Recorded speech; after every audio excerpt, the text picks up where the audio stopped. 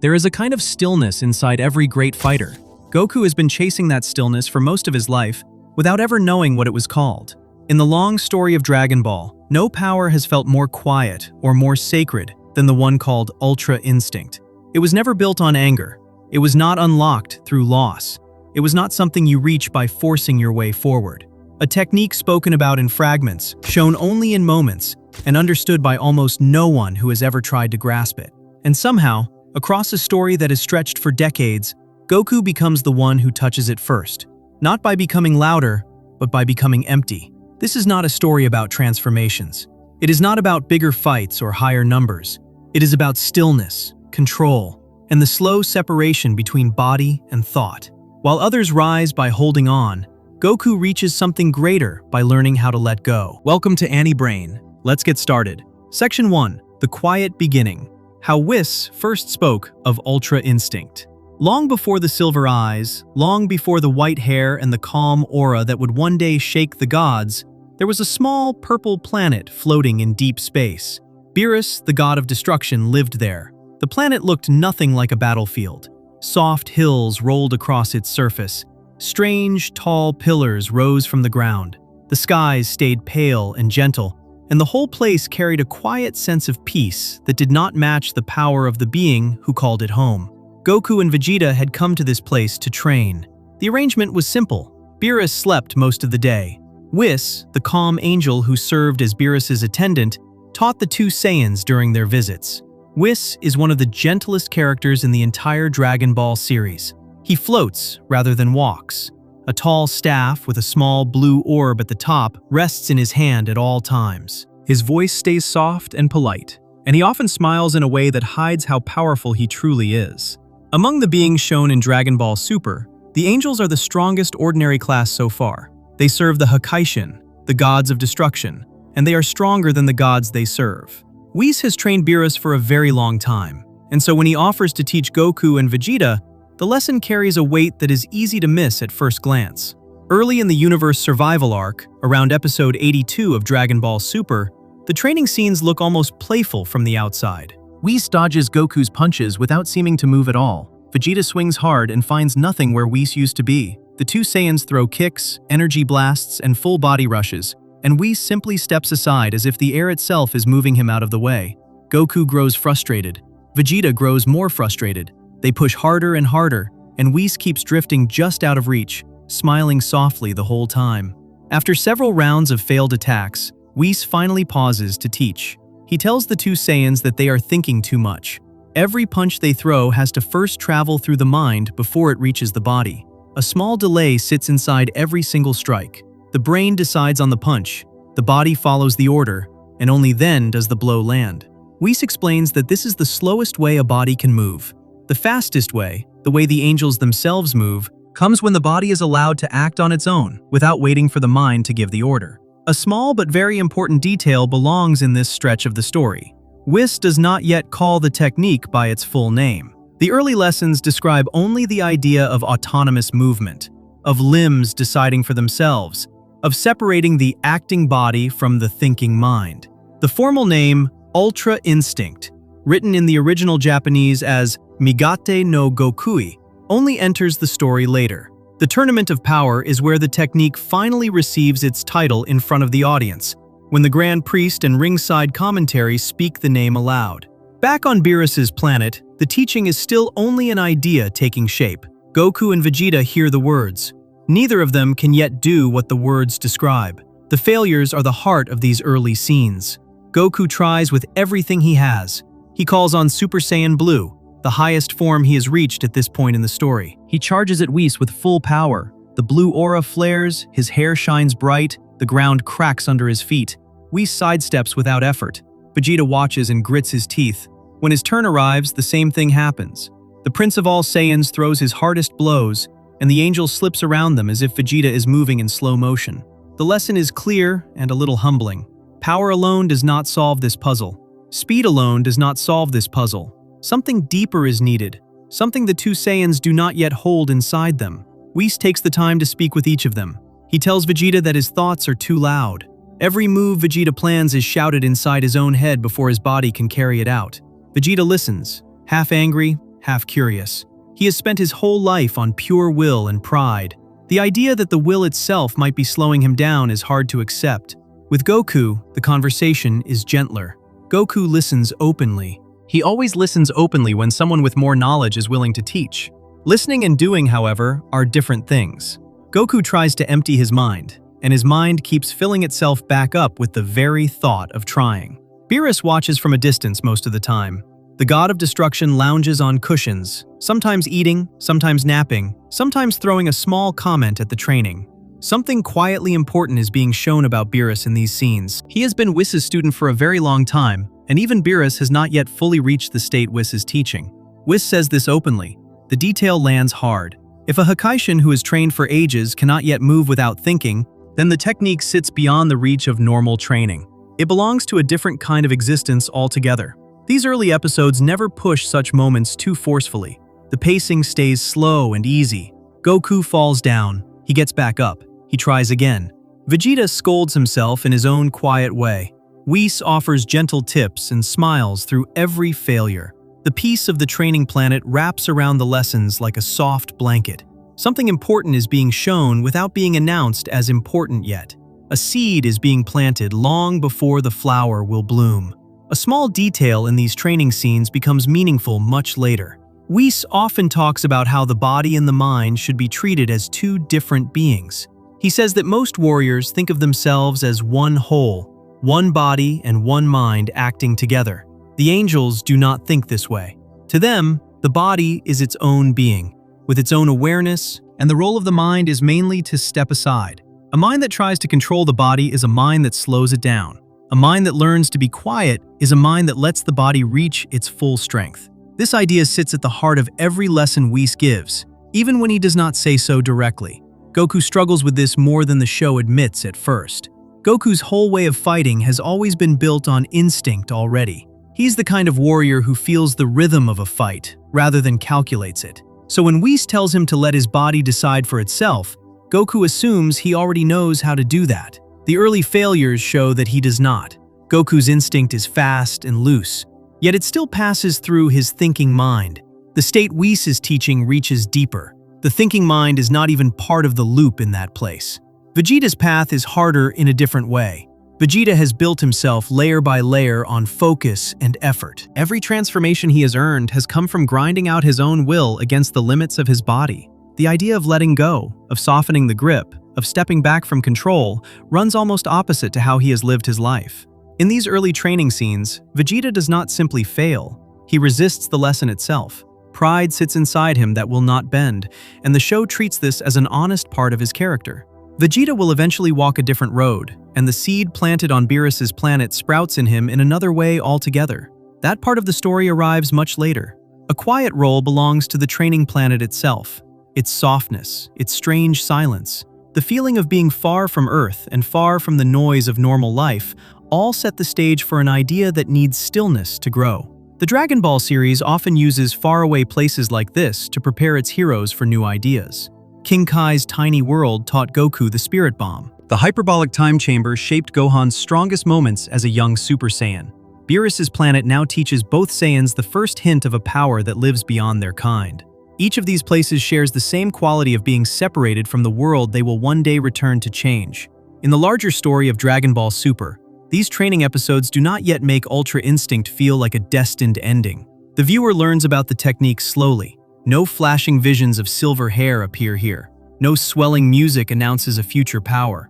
The early lessons are humble. They are also accurate. The show has chosen to place the seed of its biggest power inside a quiet classroom on a peaceful little planet, rather than inside a dramatic battle. The choice matters. Ultra Instinct will eventually arrive in a moment of crisis. Its origins, however, sit in calm. By the time Goku and Vegeta leave Beerus's world to prepare for the Tournament of Power, the idea of autonomous movement has been spoken about, demonstrated, and missed.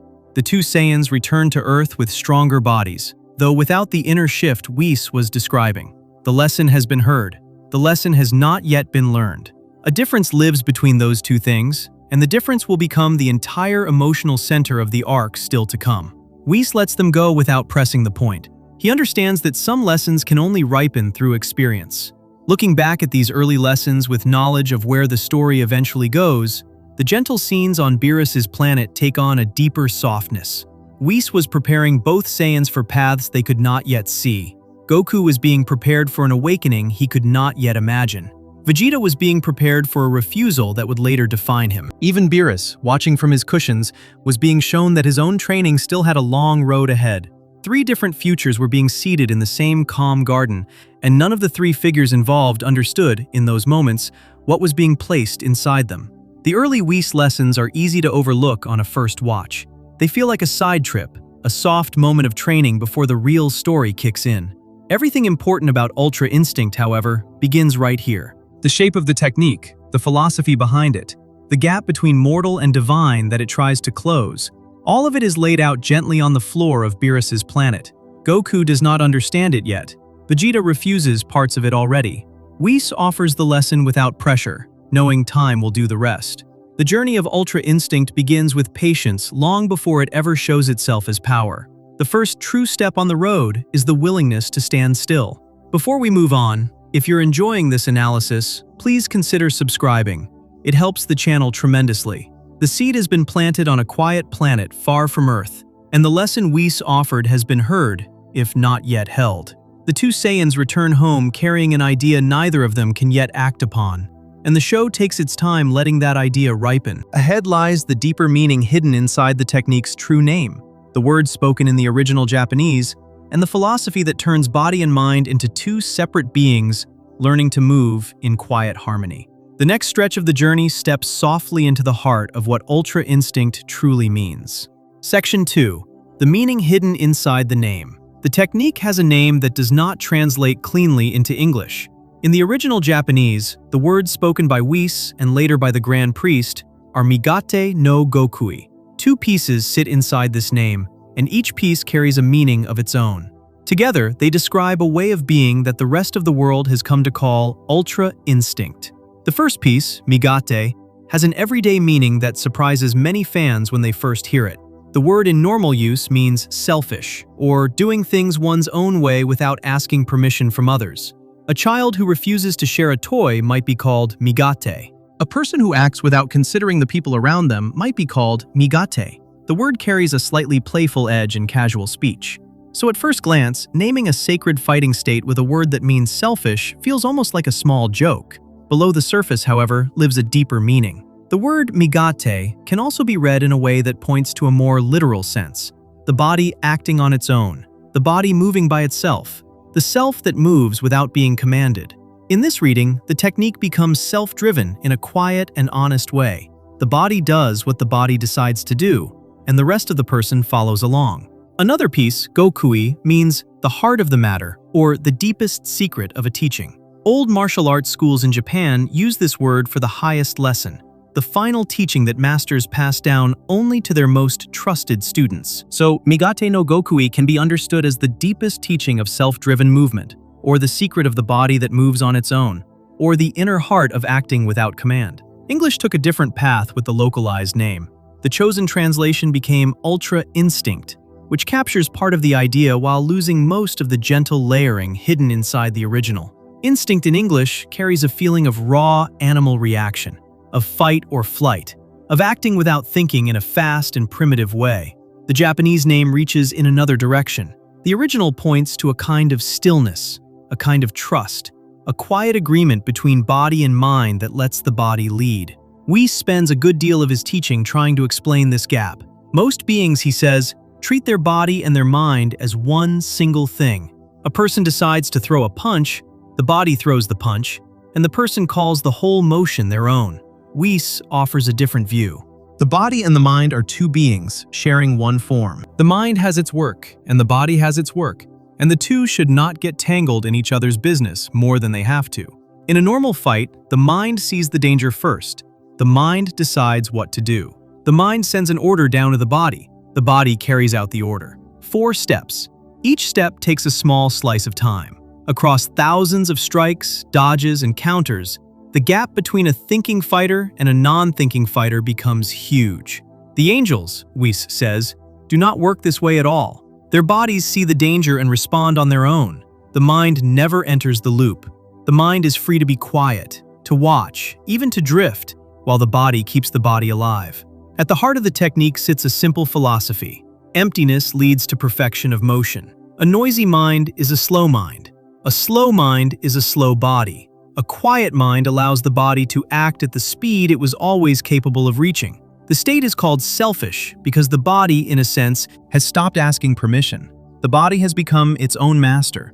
And in that mastery, the body finds a freedom of motion that thinking can never reach. The angels are the only beings shown in the series so far who hold this state naturally. Whis, Vados, Merus, the Grand Priest, and the other angels of the 12 universes all move with the same effortless grace. Training was never required for them. They were born into the state, in the way a fish is born into water. Watching Whis dodge a punch is not a display of skill the way a martial artist's movement is. The motion is simply how Whis exists. The same is true for every angel shown in the show. The natural ease of this state sits at the core of why the technique feels different from any other power in Dragon Ball. Earlier transformations like Super Saiyan, Super Saiyan 2, Super Saiyan 3, Super Saiyan Blue, and even the lesser-known Super Saiyan God all came from inside the Saiyan race itself. They were powers that Saiyans earned, unlocked, or reached through training and rage. Ultra Instinct comes from somewhere else entirely. The state belongs to the angels first. Mortals only borrow it. The Hakaishin, the gods of destruction, sit one step below the angels in the order of strength. Each of the 12 universes has its own Hakaishin, and each of them has been training for ages. Beerus, the Hakaishin of Universe 7, is the one shown most often in the series. Beerus is feared across the universe for the calm, casual way he can erase entire planets when his mood turns sour. By any normal measure, Beerus stands at the very top of his world. And yet, the show makes a quiet point clear in the early Whis lessons. Beerus has not yet mastered Ultra Instinct. This detail is easy to miss on a first watch. Beerus rarely seems to struggle with anything. He floats above most fights as a smug presence, swatting away threats with a finger. But the moment Whis admits, in front of Goku and Vegeta, that even Beerus has not yet reached the full state, the gap between the technique and ordinary godhood becomes clear. The Hakaishin are gods who can destroy. The angels are something more. And Ultra Instinct sits closer to the angels than to the Hakaishin who serve under them. A quiet thread runs through Beerus's behavior across the show that supports this. Beerus often grows annoyed when the topic of Ultra Instinct comes up. He looks away. He waves a paw. He changes the subject. Some viewers read this as boredom. The truth, hinted at across many scenes, is more tender. Beerus has trained for ages to reach a state his teacher reached without effort, and he has not yet arrived.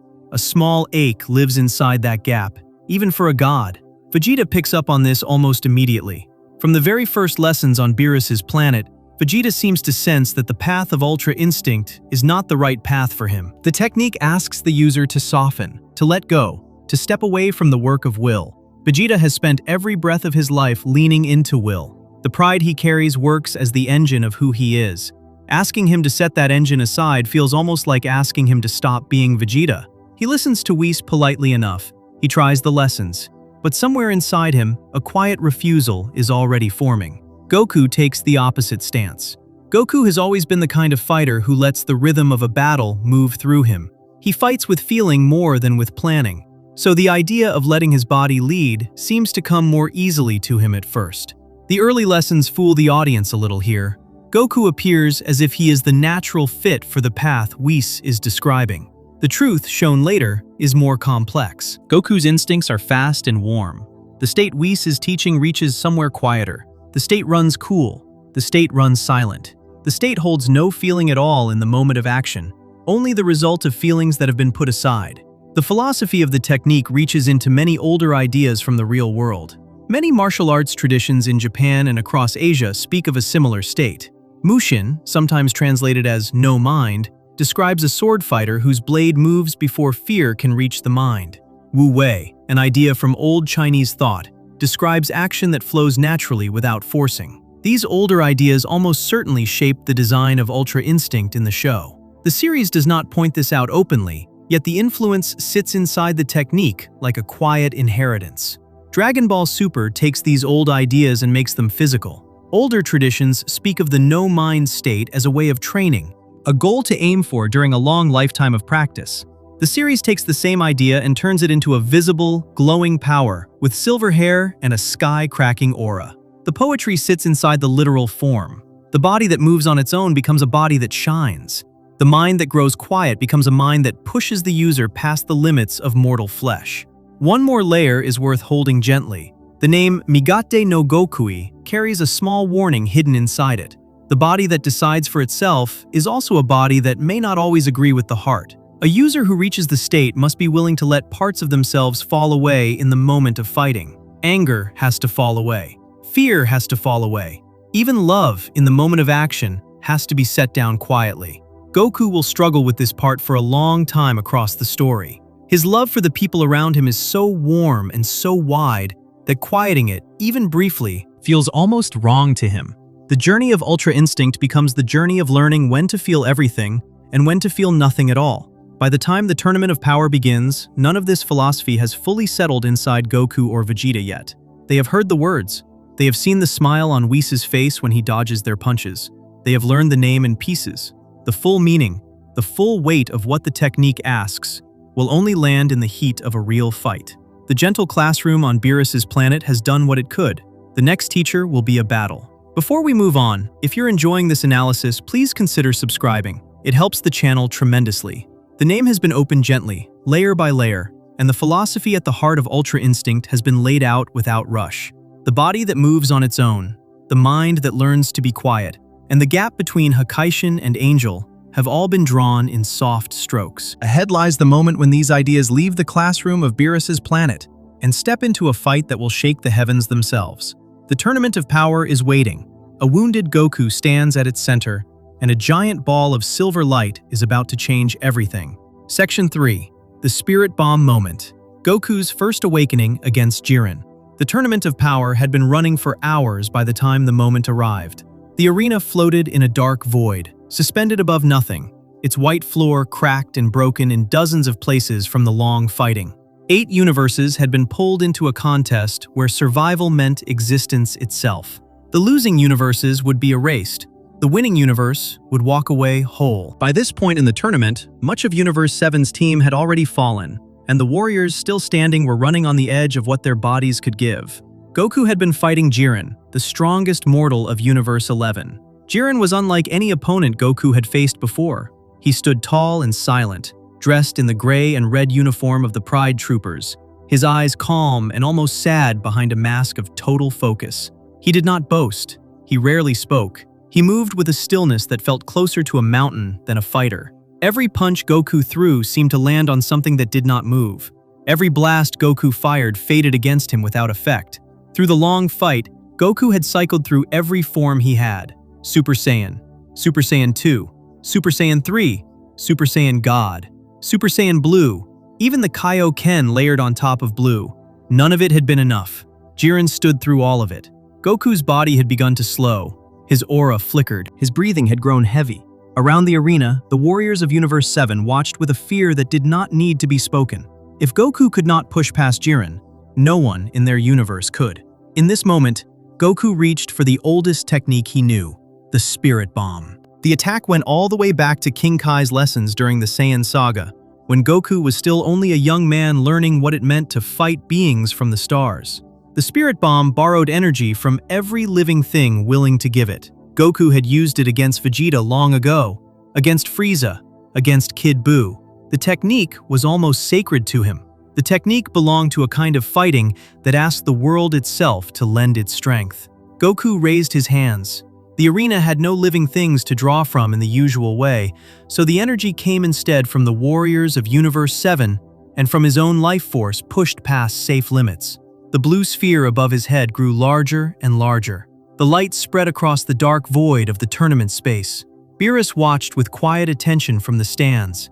Whis stood beside him, staff in hand. The Grand Priest, who served Zeno, the king of all, watched from his place above the arena with the same calm look he always carried. Goku threw the Spirit Bomb. The blue light rushed across the broken arena and slammed into Jiren. For a moment, the attack pushed Jiren backward. The crowd in the stands rose to their feet. Universe 11's warriors gasped. The Pride Troopers shouted Jiren's name. The The light grew brighter, and for a single breath, it looked as if the giant orb might overwhelm the strongest mortal of his universe. Then Jiren did something that broke the moment in two. He raised one hand and pressed against the spirit bomb. His feet planted into the floor. His muscles tightened. And slowly, against everything the technique had ever stood for, Jiren began to push the spirit bomb back toward Goku. The blue sphere rolled in the air, slowly turning around. Goku tried to hold it in place. The energy he had gathered from his friends, from his own body, from the long history of his fighting life, pressed forward against him as Jiren forced it back. The spirit bomb closed in around Goku. The light wrapped him completely. The crowd believed for a heartbeat that he was gone. Vegeta shouted from the sidelines. Krillin watched with his hands clenched. The blue light flared so brightly that the cameras in the arena could not show what was happening inside it. Within the light, something quiet was happening. The energy that had once been Goku's own had returned to him. Only it had returned mixed with the spirit bomb's wider, gathered force. He did not die in there. Something else happened instead. Across his body, the energy began to pull inward. His heartbeat slowed. The noise of the arena faded behind a humming silence. His mind, pushed past every limit, found a place where the ordinary worry could not follow. Then the spirit bomb broke open from inside. Goku stood in the center of the cleared light, no longer wearing the blue aura of Super Saiyan Blue. His hair was still black, his clothing was torn from the long fight, but his eyes had changed. They looked dark and silvered at the same time, hollow at the center, as if some old depth had opened up behind them.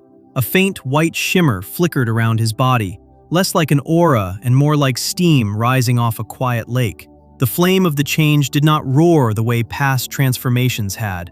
The motion stayed gentle, almost shy. In the stands, Whis dropped his usual smile. His mouth opened slightly. Beerus stood up slowly from his seat. The god of destruction did not often stand. The fact that he rose to his feet at all said more than any line of dialogue could. Whis whispered that Goku had reached a state he himself had only spoken about during their training. Whis called it the sign form, the first stage of the technique, a doorway opening onto a much larger room beyond. Above the arena, the Grand Priest looked down with a small change in his expression. The Grand Priest rarely showed any reaction to the events of the tournament. His face stayed soft and unreadable through almost every twist of the contest. Yet in this moment, his eyes narrowed slightly, and a small glimmer of recognition passed across his features. The being most likely to know what Ultra Instinct truly was had just seen a mortal stumble into its first stage. Topo, the leader of the Pride Troopers, leaned forward in his place near the Universe 11 side of the arena. Vermood, the Hakaishin of Universe 11, narrowed his eyes. Kai, the Supreme Kai of that universe, looked openly worried. None of them quite understood what they were seeing. They only knew that the air around Goku felt different now, heavier and lighter at once, as if a small piece of the fight had moved into a place above the rules. Goku himself looked calm. This was perhaps the strangest part of the whole moment for the audience watching. Through the long tournament, Goku had been loud, expressive, full of grunts and cries and the open joy of fighting. Now he stood still. His shoulders settled. His breath slowed. He looked at Jiren without anger, without fear, without the wide grin that usually came to his face during a great challenge. He simply looked at his opponent the way a still pond looks at the sky above it. Jiren took one step forward. Goku did not move. Jiren threw a punch. Goku's head tilted slightly, and the punch passed through empty air. Jiren threw another. Goku's body shifted by inches, and the second punch missed too. Jiren paused. The strongest mortal of Universe 11, who had not been moved in any meaningful way through the entire tournament, was watching his blows fail to land for the first time. The crowd noticed. Beerus held his breath. Whis stood very still. What followed was a stretch of fighting unlike anything the show had shown before. Goku did not attack much. He mostly dodged. His body rolled and bent around Jiren's strikes like water moving around a stone. Each time his expression stayed soft. Each time his eyes held that hollow, silver depth. The animation chose to slow during these exchanges.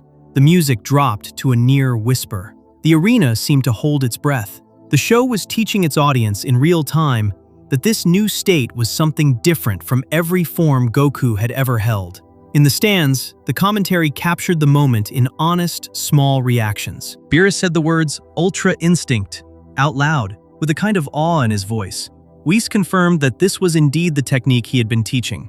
The ringside announcers struggled to find words. The other Hakaishin in the audience glanced at one another. A god from one universe had to ask a god from another universe what they had just seen. Even Frieza, watching from his own corner of Universe 7's side, paused his usual smirking. He recognized that whatever Goku had stepped into now sat above the kind of power he himself had been chasing for so long. Vegeta's reaction sat the heaviest of all. He stood at the edge of the floor, fists tight, staring at his rival with a mix of feelings that would shape his own choices in the episodes still to come. Pride, frustration, and something close to wonder all moved across his face at once. The first appearance of Ultra Instinct Sign did not last long. The body of a mortal cannot hold the state for long without proper preparation. The flickering aura began to fade after only a few exchanges. The silver in Goku's eyes dulled, his breathing returned, the hollow stillness softened, and the ordinary Goku came back into himself, exhausted and shaking. The form had been a window opening for the briefest of moments, then closing again before the mortal inside could fully understand what he had glimpsed. Yet the moment had happened. The audience inside the arena had seen it. The audience outside the screen had seen it. The Grand Priest had seen it. And in the larger story of Dragon Ball, a door had been pushed open that could not be closed again. Goku had touched, for the first time, a power that belonged to the angels. The technique had moved from theory into reality. The seed Whis had planted on the quiet purple planet had finally sprouted, in the middle of a tournament that decided the fate of universes, in the heart of a fight against a mortal who could not be moved. Before we move on, if you're enjoying this analysis, please consider subscribing. It helps the channel tremendously. The spirit bomb has folded in around Goku, and out of it has stepped a quiet figure with silver in his eyes and a stillness no Saiyan has worn before. The first taste of Ultra Instinct has come and gone, leaving behind a Goku who has glimpsed a door he did not yet know how to walk through. Ahead lies the harder lesson, the cost that follows every borrowed power, and the way a mortal body refuses to hold what was never meant for it. The next stretch of the journey moves into the long and aching question of what happens when the sign form fades and the body that touched it must keep on fighting. Section 4. The body that could not hold the power. After the spirit bomb broke open and the silver-eyed figure stepped out of its light, the tournament held its breath for what felt like a long time. Then the breath let out, and the cost began to show. The form Goku had stumbled into was a borrowed thing. The body that had touched it was still a Saiyan body, still a mortal body, still a body that had spent its life pushing against limits without ever crossing into the place where the angels lived. A door had opened. The doorframe, however, had not been built for a man like Goku to walk through for long. In the closing minutes of episode 110, the silver in Goku's eyes began to fade. The flickering white aura that had risen off his skin like quiet steam thinned and softened. His breath, which had grown so calm during the height of the form, returned to the heavy gasping of a fighter who had given everything. The exchange with Jiren slowed. Where moments before Goku had moved like water around stone, now his movements grew tight and ordinary again. His shoulders sagged. The fall was not loud. The fall was quiet. The form simply slipped out of him, the way a dream slips away from a person waking up. Whis, watching from the stands, explained what was happening in soft and careful words.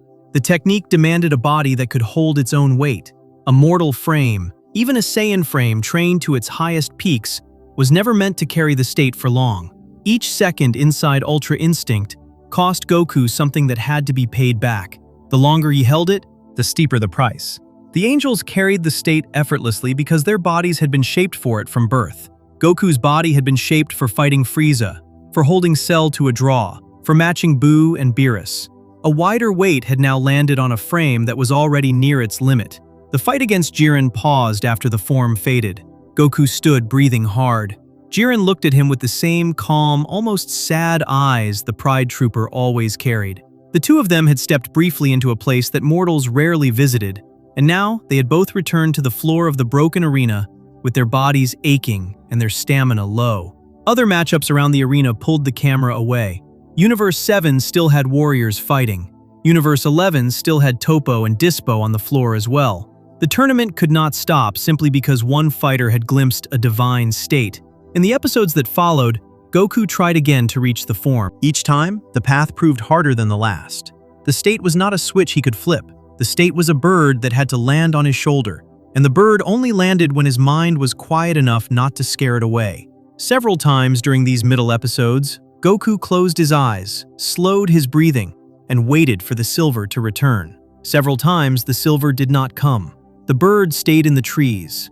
The mortal Saiyan stood in the middle of a fight, frustrated by his own thinking mind. Episode 116 brought one of the most important displays of this struggle. The episode was titled, in the official subtitle, Around the Idea of the Strongest Enemies Gathering. Goku found himself caught in a dangerous corner of the tournament, with both Jiren and Hit pressing him from different sides. Hit, the silent assassin from Universe 6, used time-skipping techniques that could place a punch into Goku before Goku had even realized a punch had been thrown. Jiren held the same crushing strength he had held in the earlier matches. Two fighters of this caliber, working together, should have ended Goku quickly. Instead, the pressure of the moment pushed Goku back into sign form. The silver returned to his eyes. The flickering aura rose off his shoulders again. The state arrived not because Goku had figured out how to call it on his own, but because the danger had reached a level where his body had simply taken over. The mind had run out of time to argue. The body had decided for itself, exactly the way Whis had once described on the gentle purple planet. Survival had quieted Goku's thoughts more thoroughly than any meditation could. The fight that followed showed the form working as designed. Goku slipped between Hit's time skips. He read Jiren's strikes before they fully landed. The two strongest enemies he had faced in the tournament, working together, could not bring him down for several long minutes. Hit himself, who rarely showed surprise on his stoic face, narrowed his eyes at the speed Goku had reached. Jiren stayed silent, though even his calm seemed to bend slightly under the weight of what he was seeing. Then, just as before, the form began to fade. Goku's breathing grew heavier. The silver thinned in his eyes. The clean, almost glassy stillness of his motion grew rougher. The bird left his shoulder again, and the man underneath was left to fight on with whatever ordinary power he had left. Hit, with the cold honesty of an assassin who knew what mattered, stepped out of the contest. He had used up his window of usefulness in the tournament and chose to leave the floor on his own terms before being knocked off. Jiren remained, watching Goku slip back into mortal form. We spoke during these episodes about the strain that Ultra Instinct placed on a body that was not yet ready for it. The price of pushing too far, he warned, was not a simple matter of being tired afterward. The deeper risk reached past tiredness and into damage. A body that held the state for too long, without proper preparation, could tear itself apart from the inside. The motion the form demanded was clean and effortless to an angel. The same motion, performed by mortal muscles, asked those muscles to fire faster than they were built to fire, to twist farther than they were built to twist, to absorb shocks that ordinary bones were never meant to absorb. The animators showed this strain in honest, small ways. Goku winced after dropping out of the form. He held his arm, his side, his shoulder. He coughed in the moments of rest between exchanges. The exhaustion stacked on top of itself across the long tournament. Each time the form arrived, his body owed a higher debt than the last time. The wonder of the silver eyes had a shadow beneath it, and the shadow grew longer with every appearance.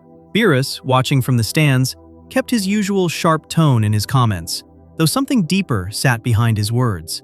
He scolded Goku for being unable to control the technique. He grumbled about the years of training he himself had given to the matter without yet reaching what Goku was stumbling into. There was no jealousy in his voice exactly, more a kind of bitter wonder. A mortal student of his student had brushed against a state that he, a god, had been chasing for ages. The unfairness of it weighed on Beerus, even as he hid the weight behind crossed arms and a sour face. Vegeta's reaction grew more complicated with each appearance of the form. Where Goku grew quiet inside the silver, Vegeta seemed to grow louder. He shouted from the sidelines, encouraged Goku to push harder, demanded that Kakarot show the full power of what he had touched. At the same time, Vegeta was building his own answer to the question of how a mortal could climb higher. His path would not pass through Ultra Instinct. He had already begun, somewhere quietly inside himself, to choose another road. The Hakaishin technique, which Beerus would later teach him in pieces, was already taking shape in his mind as the Saiyan answer to a problem the angels had solved by birthright. Goku himself struggled with the off-and-on nature of the form in a way that the tournament gave him little time to fully process. He knew the state was there. He had felt it. He understood in some small corner of his fighter's mind that the state held a deeper part of his potential than any transformation he had yet reached. He could not, however, summon it on demand. The harder he tried, the further it slipped from him. The more he forced his body to move on its own, the more his mind crowded the doorway and kept the body from acting freely. The very effort to enter Ultra Instinct became the wall that kept him out. The pattern was painful in its honesty. The form arrived during moments of overwhelming pressure, when survival required the mind to step aside whether the man wanted it to or not. The form left when the pressure eased even slightly, because the mind would step back into the loop the moment it had room to do so. Goku could not yet trust his body fully enough to let his mind stay quiet by choice. He could only be forced into the state by dangers so heavy that thinking became useless. This was not mastery. The state of being shoved into a power by circumstance is not the same as being able to walk into it of one's own free will. Throughout these middle episodes of the tournament, the show kept its pacing patient. The struggle was not framed as a moment of failure for Goku. The struggle was framed as a stretch of growth, the slow and uneven kind of growth that real learning often takes. Goku fell. He stood up. The form came. The form went. The tournament rolled forward around him, with universes being erased one by one as the matches at lower levels played out. Goku's private journey toward the Silver Eyes wove through all of it, sometimes visible, sometimes hidden behind the events of the larger contest. A small detail from these episodes deserves a gentle pause. Goku, even in his frustration, never seemed bitter about the form coming and going. He treated each appearance of Ultra Instinct as a gift rather than as an entitlement. When the silver faded from his eyes, he did not curse the loss. He kept fighting in his ordinary forms. He used Super Saiyan Blue, Kaioken, his old reliable techniques, with the same stubborn cheer he had always carried. The character of Goku stayed steady under the storm of new power. The technique was changing him in ways he could not fully see. The man under the technique stayed familiar. Whis, in a quiet exchange with Beerus during one of these middle episodes, said something worth holding on to. He noted that Goku, by fighting through the loss of the form again and again, was learning the exact lesson that mattered most. The state could not be forced. The state could only be allowed.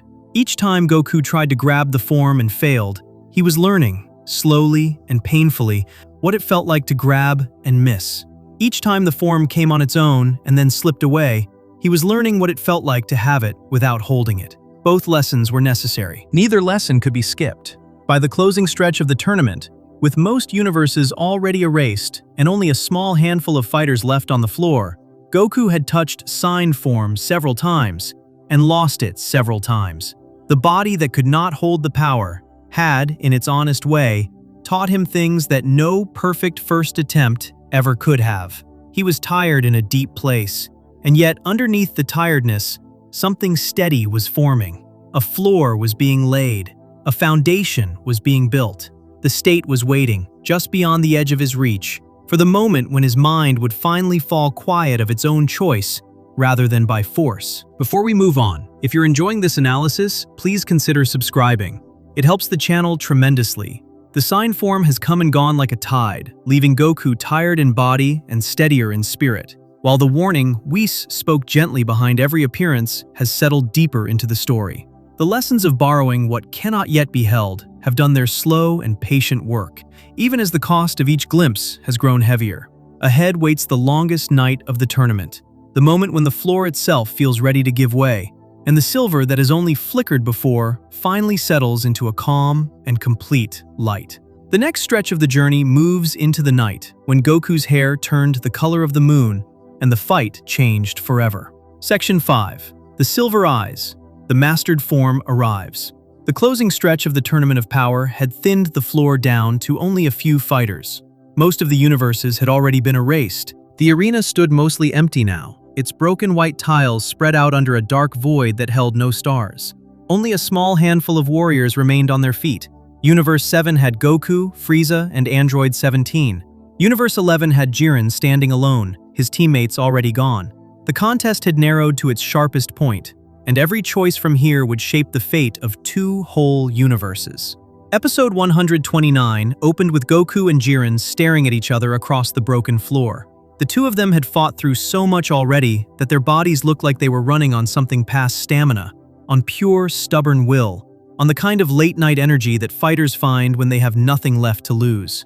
Goku was scratched, bruised, his clothing in tatters. Jiren stood mostly upright, though even he carried a kind of tightness around the eyes now. Hours of fighting had passed. The weight of his own fears, face down across the long contest, had cracked something open inside him too. Goku had touched sign form several times across the tournament. He knew the doorway by now. He knew how to feel his way toward it, even if he could not yet call it into being on demand. In the heat of the final exchange with Jiren, with the last remaining Pride Trooper pushing harder than ever, Goku reached for the doorway one more time. The silver came back into his eyes. The flickering aura returned. The sign form rose around him as it had before, familiar now in its quiet shimmer. This time, however, something was different. The form held longer. The exchange of blows lasted further than any previous attempt. Jiren pushed harder, sensing that Goku was not yet at his ceiling. Goku met every strike. The two fighters traded a long sequence of dodges and counters, each one happening at a speed that even the gods watching from the stands struggled to follow. Below, the cracked floor of the arena trembled under the shockwaves. Above, the empty void seemed to ripple, as if even the space around the tournament could feel the weight of what was happening. Then, in the middle of an exchange that had already pushed past any normal limit, Goku's body did something it had never done before. The flickering sign aura around him stilled. The dark, hollowed quality of his eyes brightened. The silver that had only sat at the back of his gaze rose forward and filled the whole space of his eyes with a calm and steady light. His hair, which had stayed black through every previous appearance of the form, lightened in a slow wave from the roots outward. The black gave way to a soft silver white, as quiet as the surface of a lake under moonlight. The aura around him changed too. Where sign form had carried a dark, smoky shimmer, the new state shone with a clean and gentle white-blue light. The flame-like motion of past transformations was gone. The light around him simply held still, like a candle in a windless room. He stood in the middle of the broken arena with the calm of a man who had just taken his first easy breath after a long climb. In the stands, every face changed at once. Whis, who had spoken of the technique softly through countless lessons, finally let his usual gentle smile break into something deeper. He looked almost moved. Beside him, Beerus rose slowly to his feet again, as he had during the first sign form appearance. And this time, he did not sit back down. The god of destruction stood with his arms loose at his sides, his ears flat against his head, his eyes wide. Awe is a hard expression to read on Beerus's face, since the cat-like Lord of Destruction usually wears a sour scowl. In this moment, the scowl was gone. Only the awe was left.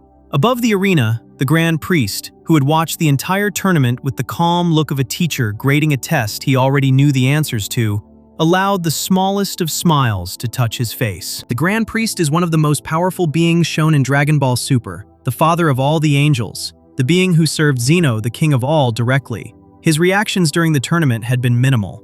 A glance here, a polite nod there. The small smile that rose now meant a great deal more than any louder reaction could have. Whis, finding his words again, confirmed for the audience what they were watching. This was the complete state. The technique he had been teaching since the early days on Beerus's planet had finally settled fully into a mortal user. The sign form had been a doorway. The state Goku now held was the room beyond the doorway. The silver hair and silver eyes marked the difference. A user who carried both had passed beyond the borrowing stage and into something closer to true mastery, at least for as long as the body could hold it. The music of the show shifted along with the visuals. The driving battle themes that had pushed the tournament forward gave way to a quieter, more sacred theme, with long-held notes and a sense of space inside the music itself. The choice was gentle but powerful. The animators and composers were telling the audience that this was not simply another power-up. The story had stepped onto holy ground. Even the sound design slowed. Punches landed with a softer, deeper note. The cracks of the arena tiles sounded like the breaking of something old and brittle. Goku himself looked calmer than he had been in the earlier sign appearances. The frustration of trying and failing, of grasping for the form and finding only empty hands, had fallen away. His face was peaceful.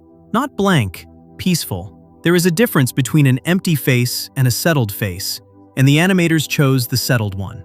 He stood with his shoulders soft, his hands loose, his head slightly tilted, as if he were listening to something the rest of the arena could not hear. The hum of the form had finally found its center. Jiren's reaction held its own quiet power.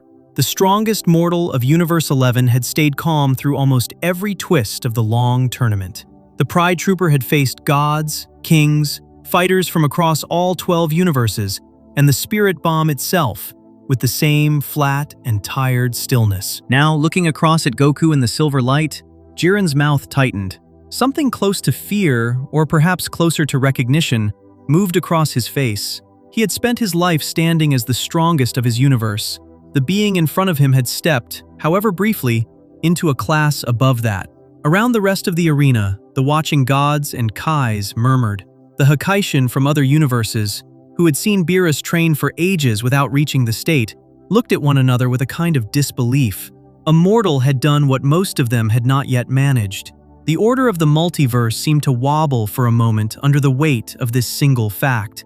Some of them looked at the Grand Priest as if to ask whether this was allowed at all. The Grand Priest only kept his small smile and watched. In the small details, the show planted reminders of how rare this moment truly was. Vermood, the Hakaishin of Universe 11, gritted his teeth and looked away. Kai, the Supreme Kai of the same universe, looked openly worried for the first time since Jiren had stepped onto the floor. Frieza, watching from his corner of the arena, allowed his usual smug face to slip into something more thoughtful. Even the most prideful villain in the show's long history had to pause and take in what he was seeing. Whatever Goku had reached, it sat in a place that even Frieza, with all his cold ambition, would have to acknowledge as out of his reach for the moment. Vegeta's reaction sat the heaviest of all. The Saiyan Prince had pushed Goku from the sidelines through every appearance of sign form, demanding that he go further, do more, push harder. Now that further had finally arrived, Vegeta did not cheer. He stood quietly. His face held a mixture of pride for his rival and a kind of private ache for himself. The path Goku had walked was a path Vegeta had already chosen not to take. Watching Kakarot step into the silver light, with the calm of someone who had finally stopped fighting himself, must have stirred 1,000 tangled feelings inside the prince. He did not speak much during this moment. The silence said more than words could. Goku, in mastered Ultra Instinct, moved differently from anything the show had ever shown before. His exchanges with Jiren that followed were less like a fight and more like a dance one fighter was leading. Punches that should have landed glanced off empty air. Beams that should have struck found nothing where their target had been a heartbeat earlier. Goku read the fight, not with his eyes or his thoughts, but with his whole body, the way a leaf reads the wind that carries it. The state that Whis had described long ago on the quiet purple planet was, for a few precious minutes, fully alive in a mortal frame. The arena shuddered with each clash. Cracks ran across the floor. Pieces of the broken tiles lifted into the air around the two fighters as the shockwaves reshaped the space they were standing in. The ringside commentary fell almost silent. Beerus and Whis stood watching without moving. The Grand Priest, in his quiet place above the floor, kept his small smile.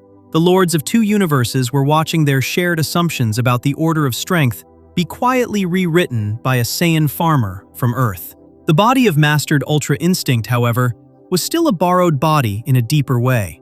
Whis, in soft asides to Beerus, reminded the audience that Goku was holding the state for far longer than any mortal had any right to. Each second of the silver light cost him something that could not be paid back quickly. The flame of the form was steady now, but the wick beneath the flame was burning fast.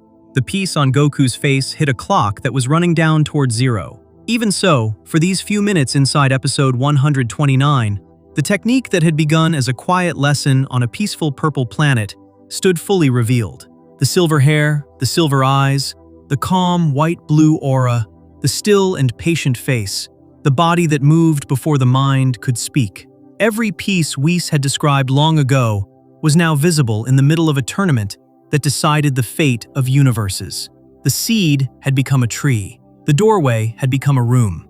And in that room, for one quiet stretch of time, Goku stood as something that no Saiyan had been before. Before we move on, if you're enjoying this analysis, please consider subscribing. It helps the channel tremendously. The silver hair has settled, the silver eyes have steadied, and the calm, white-blue aura has held long enough for the watching gods to reshape their understanding of what a mortal can be. The room beyond the doorway has finally opened, and Goku has walked into it for the first time in the long story of his life as a fighter. Ahead waits the price of staying inside that room too long. The final exchange with the strongest mortal of Universe 11, and the moment when the silver light begins to dim.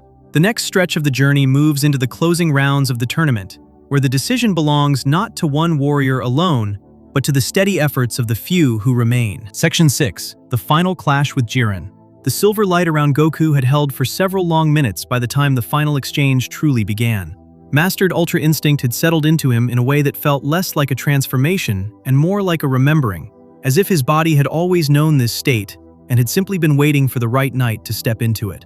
The arena floor, broken across most of its surface, trembled under the weight of what was happening at its center. The two fighters left standing across from each other had pushed their way to the edge of what mortal beings could endure, and now the contest had narrowed to a single question.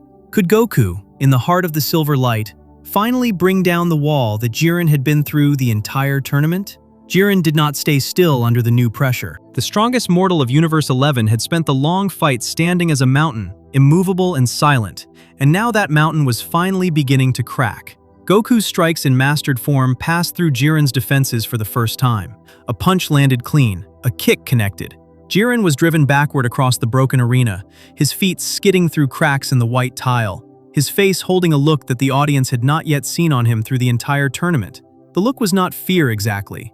The look was closer to the slow understanding that the rules he had built his life on were no longer holding. The animators handled this stretch of the fight with great care. Goku in the silver light moved without any visible effort. His face stayed peaceful. His eyes stayed calm. He did not shout when his blows landed. He did not grunt when Jiren's blows missed him.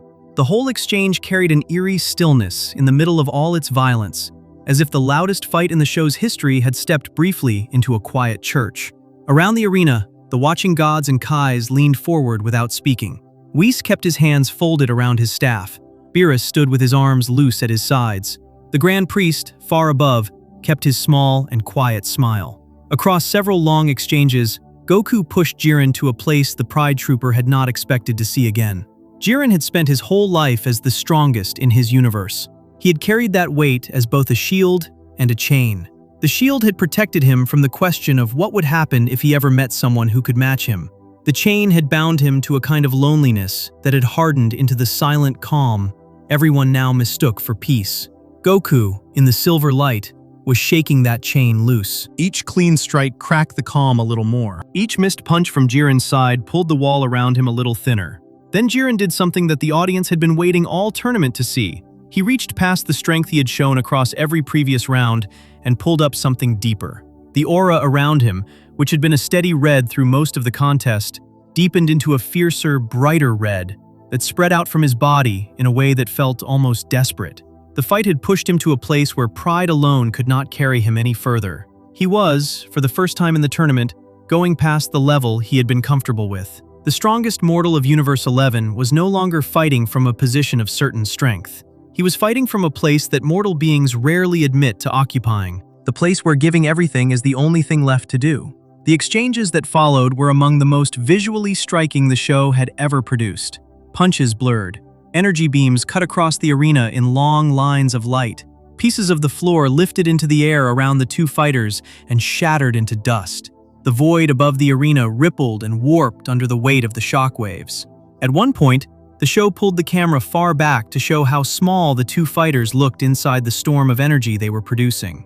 Even the Grand Priest, who oversaw the order of the multiverse for Zeno, the King of All, watched with steady focus.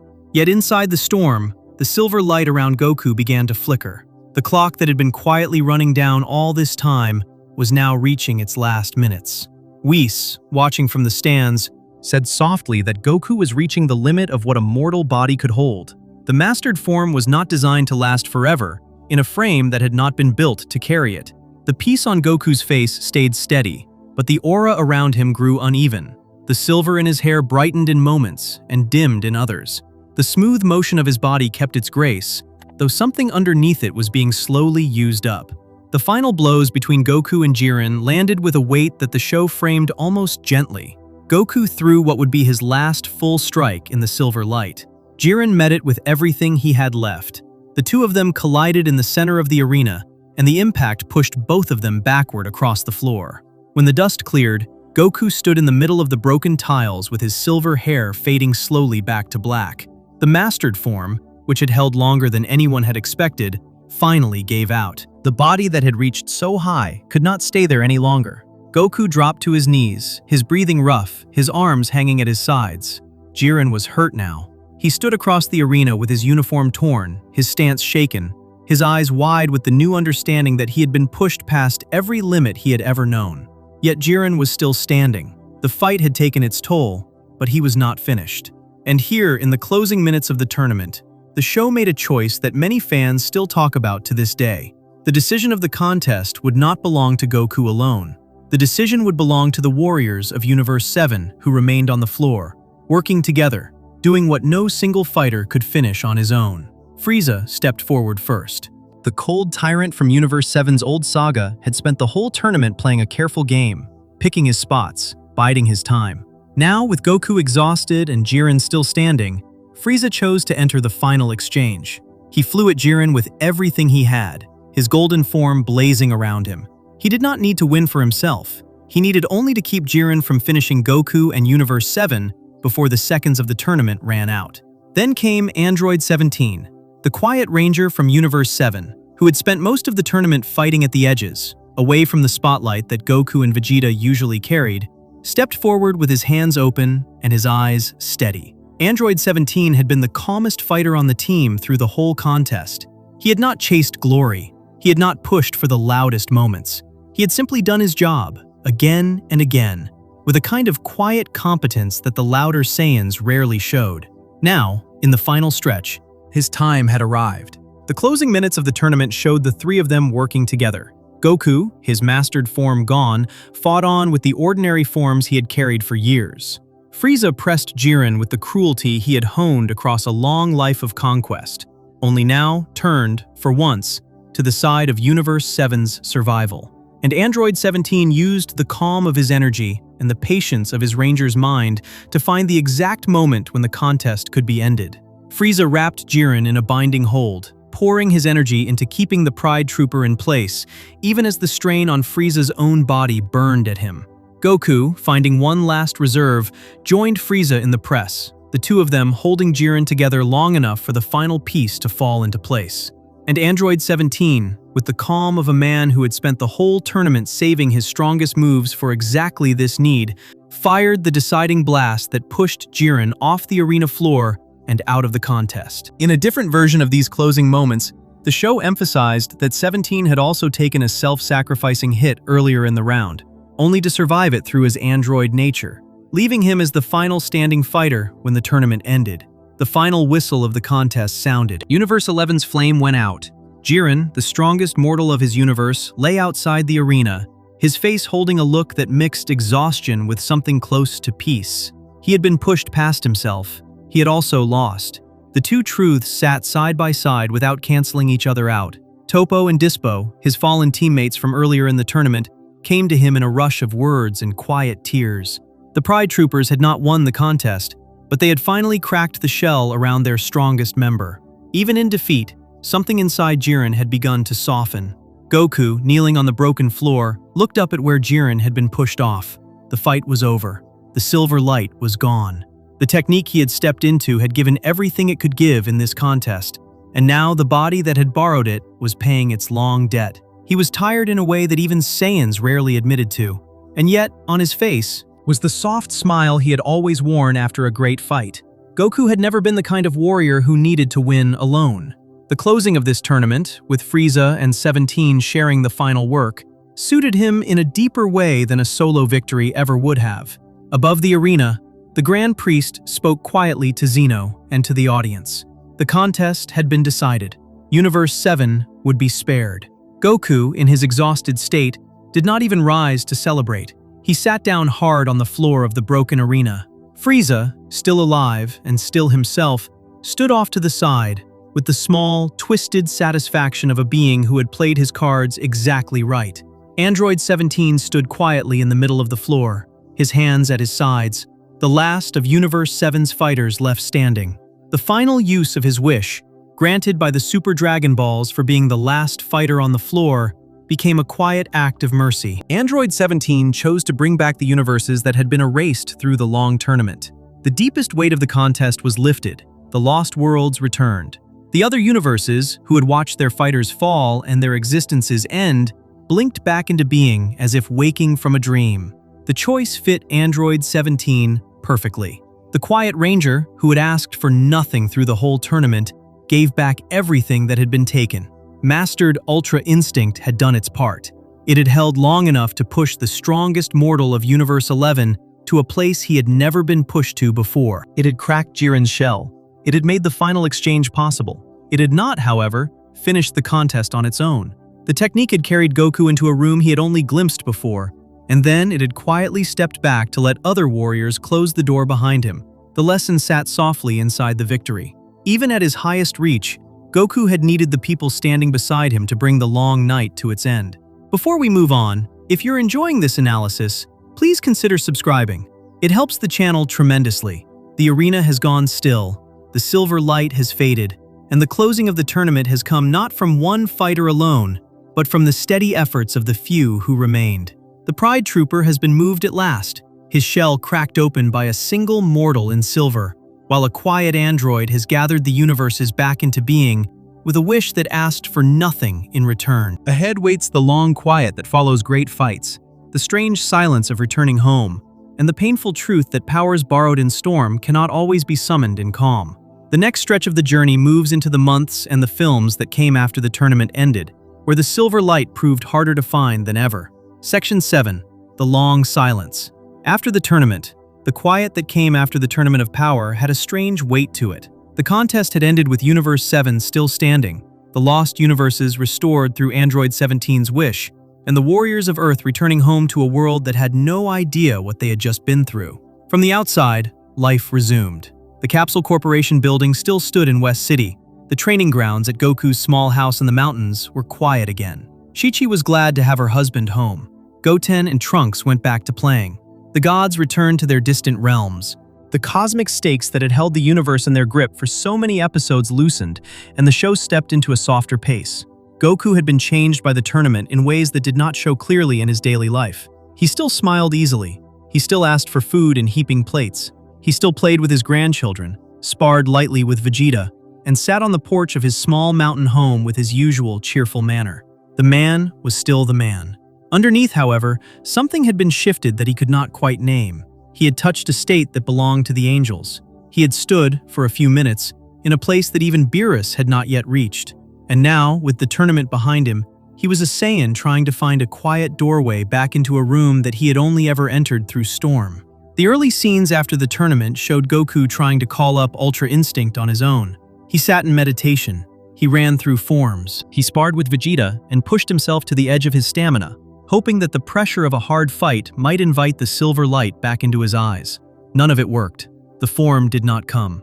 The body that had stepped into the silver light during the tournament had done so under conditions that ordinary training could not recreate. The danger had been real. The desperation had been real. The audience pressing in around the broken arena had been real. None of those pieces could be rebuilt in a quiet field on Earth. Whis, when consulted, gave the answer with the same gentle smile he always wore. The state could not be forced. The state could only be allowed.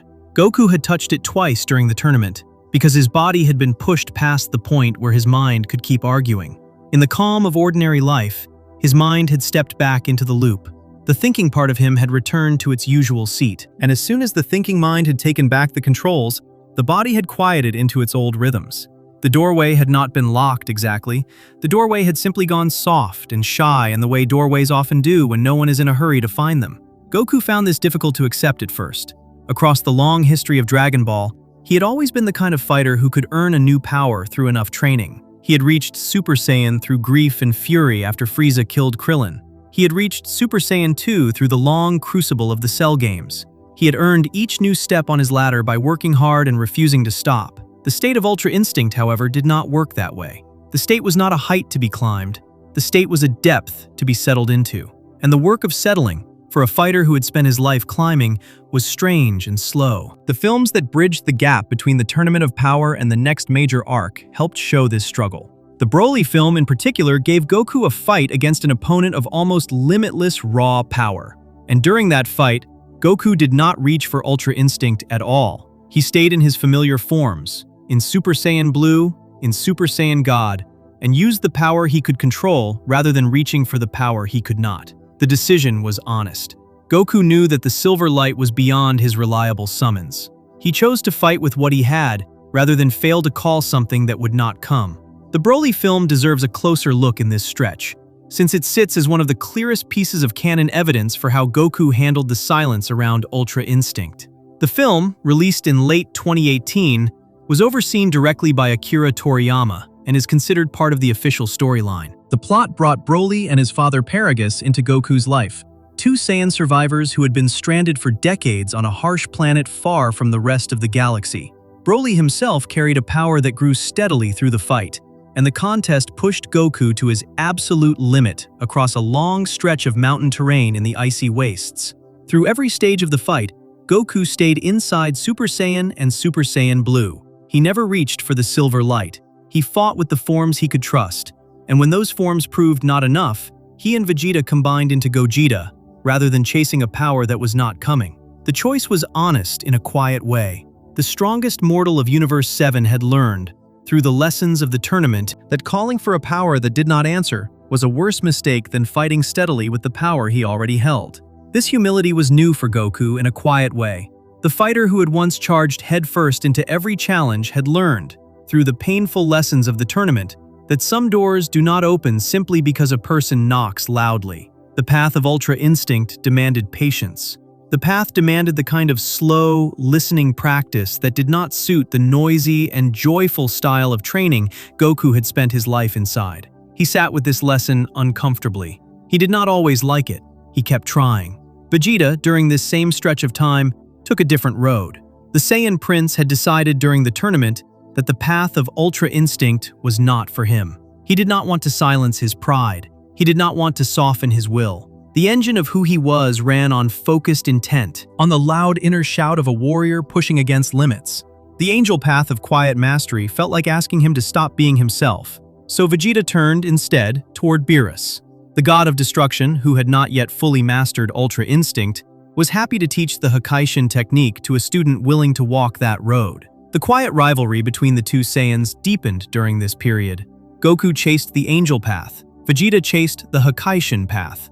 The two of them, who had so often pushed each other toward higher and higher transformations through direct rivalry, were now traveling along separate roads that no longer ran parallel. They still sparred together. They still trained on Beerus's planet at times, but the inner work each of them was doing belonged to different traditions, and they had begun to grow into fighters of slightly different shapes.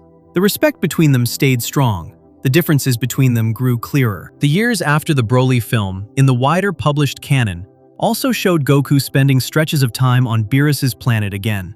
The training there returned to its familiar rhythms. Whis would offer a small comment. Beerus would grumble from his cushions.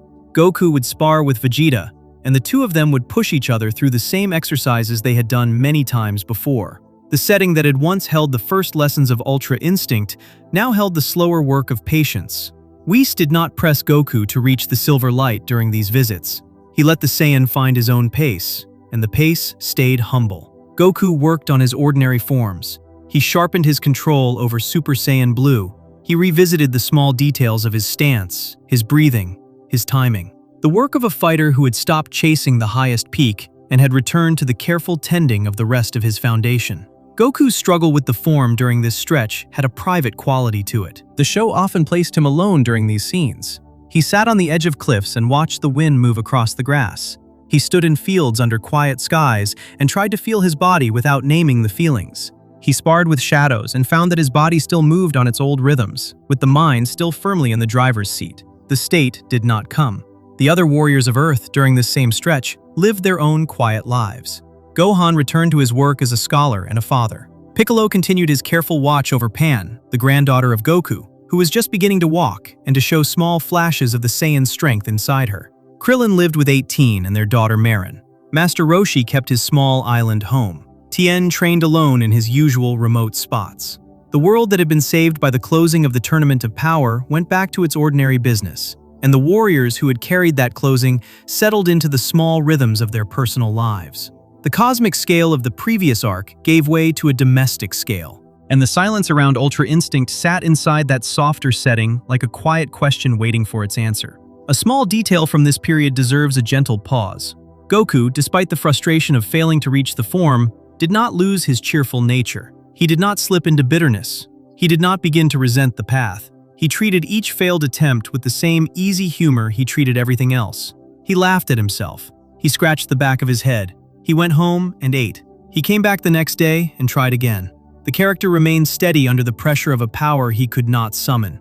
The man inside the technique stayed familiar. The journey of Ultra Instinct may have asked Goku to grow, but it did not ask him to become someone else. The watching gods commented on this period in their own ways. Whis remained gentle and hopeful. Beerus grumbled, sometimes scolding, sometimes oddly kind. The Grand Priest, when he appeared in passing scenes, kept his quiet smile. None of them seemed worried that Goku could not yet summon the form on his own. The lesson, from their side, was unfolding exactly as it needed to. The mortal had stepped into the silver light too early, too fast, too loudly during the tournament. Now the slower, deeper learning was taking its time. The angels had not shown their full state to a mortal, expecting that mortal to master it overnight. The seed had to grow in its own season. For Goku, however, the season felt long. He missed the feeling of the silver light. He remembered what it had been like to stand in mastered form against Jiren, with the calm hum of his body deciding for itself, with the soft white-blue aura settled around him. He remembered the clarity, he remembered the peace, and he kept trying, in his own way, to find the quiet doorway again. Some days felt closer than others. Most days felt the same. The form stayed just out of reach. A small canon detail from this period deserves a careful mention. The Galactic Patrol, the police force of the wider universe that would later draw Goku into the next major arc, had been operating during this entire stretch in the background of the larger story. The patrol kept its watch over the prisons that held the most dangerous beings in the universe. Among those prisons, the cell that held the wizard Moro had been weakening for years, and the Grand Supreme Kai, who had originally sealed Moro, had not yet recovered enough to renew the seal. The crisis that would eventually pull Goku back into the path of Ultra Instinct was already brewing during this period of quiet, even though Goku himself had no idea about it yet. The story was placing its pieces on the board while the Saiyan farmer trained patiently in his small mountain home, and the next great test of the Silver Light was already moving slowly toward him. This long silence around Ultra Instinct was an honest writing choice by the show. The path of mastering an angel-level technique should not have been quick. A mortal who reached the Silver Light during a single tournament and then summoned it freely afterward would have cheapened the whole arc. By keeping the form beyond Goku's reach during this stretch, the show preserved the weight of what the Silver Light had meant. Mastery had to be earned slowly. The learning had to take real time, and the audience, like Goku himself, had to sit with the patience of a journey that did not always reward effort with progress. The contrast between Goku's earlier transformations and the long silence after the tournament said something about the nature of Ultra Instinct itself. Super Saiyan had come from grief and fury. Super Saiyan 2 had come from the breaking of pride. Super Saiyan 3 had come from desperate effort. Super Saiyan Blue had come from mastery of God Ki through training. Each of these had been a hill to climb, a height to reach by hard work. Ultra Instinct was different. The state was not a hill. The state was a quiet pond. And the work of being still enough for the pond to reflect the sky was not the same kind of work that climbing a hill required. Goku had a Saiyan's training in climbing. He had to learn, in this quiet stretch, the slower craft of stillness.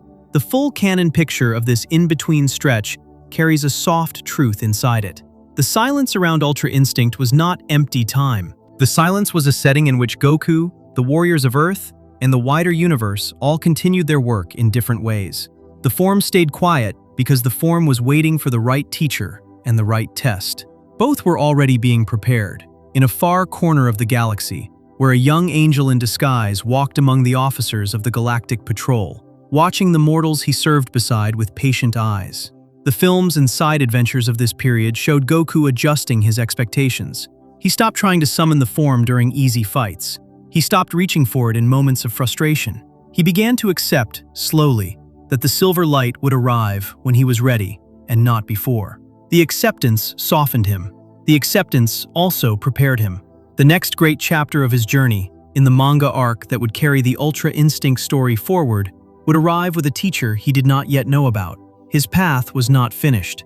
The path had only paused. And the pause itself, painful as it sometimes felt, was part of the lesson the technique had been trying to teach since the beginning. Before we move on, if you're enjoying this analysis, please consider subscribing. It helps the channel tremendously.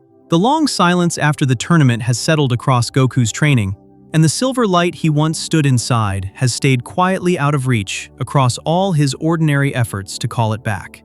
The Saiyan who learned to climb has now begun the slower craft of sitting still, and the seed planted on Beerus's planet long ago has gone underground for a season of patient growth. Ahead waits a new kind of teacher, an angel in disguise walking among mortals, and a hungry sorcerer whose power threatens to swallow whole worlds. The next stretch of the journey moves into the manga's quiet corner of the story, where Goku will learn the form from a being who looks, for a time, almost human. Section 8. The Manga Path, Moro and Miras's Lessons. The manga of Dragon Ball Super took a different road than the anime in the years after the Tournament of Power. While the anime closed the chapter on Goku's arc with the silver light fading on the broken arena floor, the manga reached forward into a new story that would carry the journey of Ultra Instinct further than the show had yet shown. The arc that followed the tournament in the manga became known to readers as the Moro arc, named after the wizard at the heart of its story. And inside that arc, a quiet teacher would step into Goku's path, who would change the way Ultra Instinct could be understood. The story opened with a prison break that should not have been possible. The Galactic Patrol, the police force of the wider universe, had a prisoner locked away for ages, whose crimes had been so terrible that the lock placed on his cell required the strength of a Grand Supreme Kai to maintain. The prisoner's name was Moro, and his power was unlike anything the warriors of Earth had faced before. Moro could drain the life force from entire planets, swallowing the energy of every living thing on a world and using it to fuel his own growing strength. His goal was the slow consumption of the universe itself.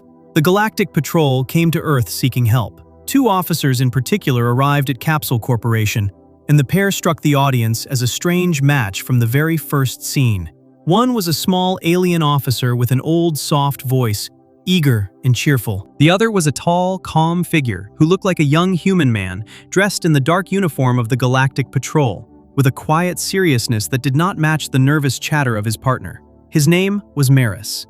At first glance, Maris seemed simply to be a skilled officer of the patrol. He fought well. He moved cleanly. He spoke in the steady voice of someone who had seen a great deal and chose his words carefully.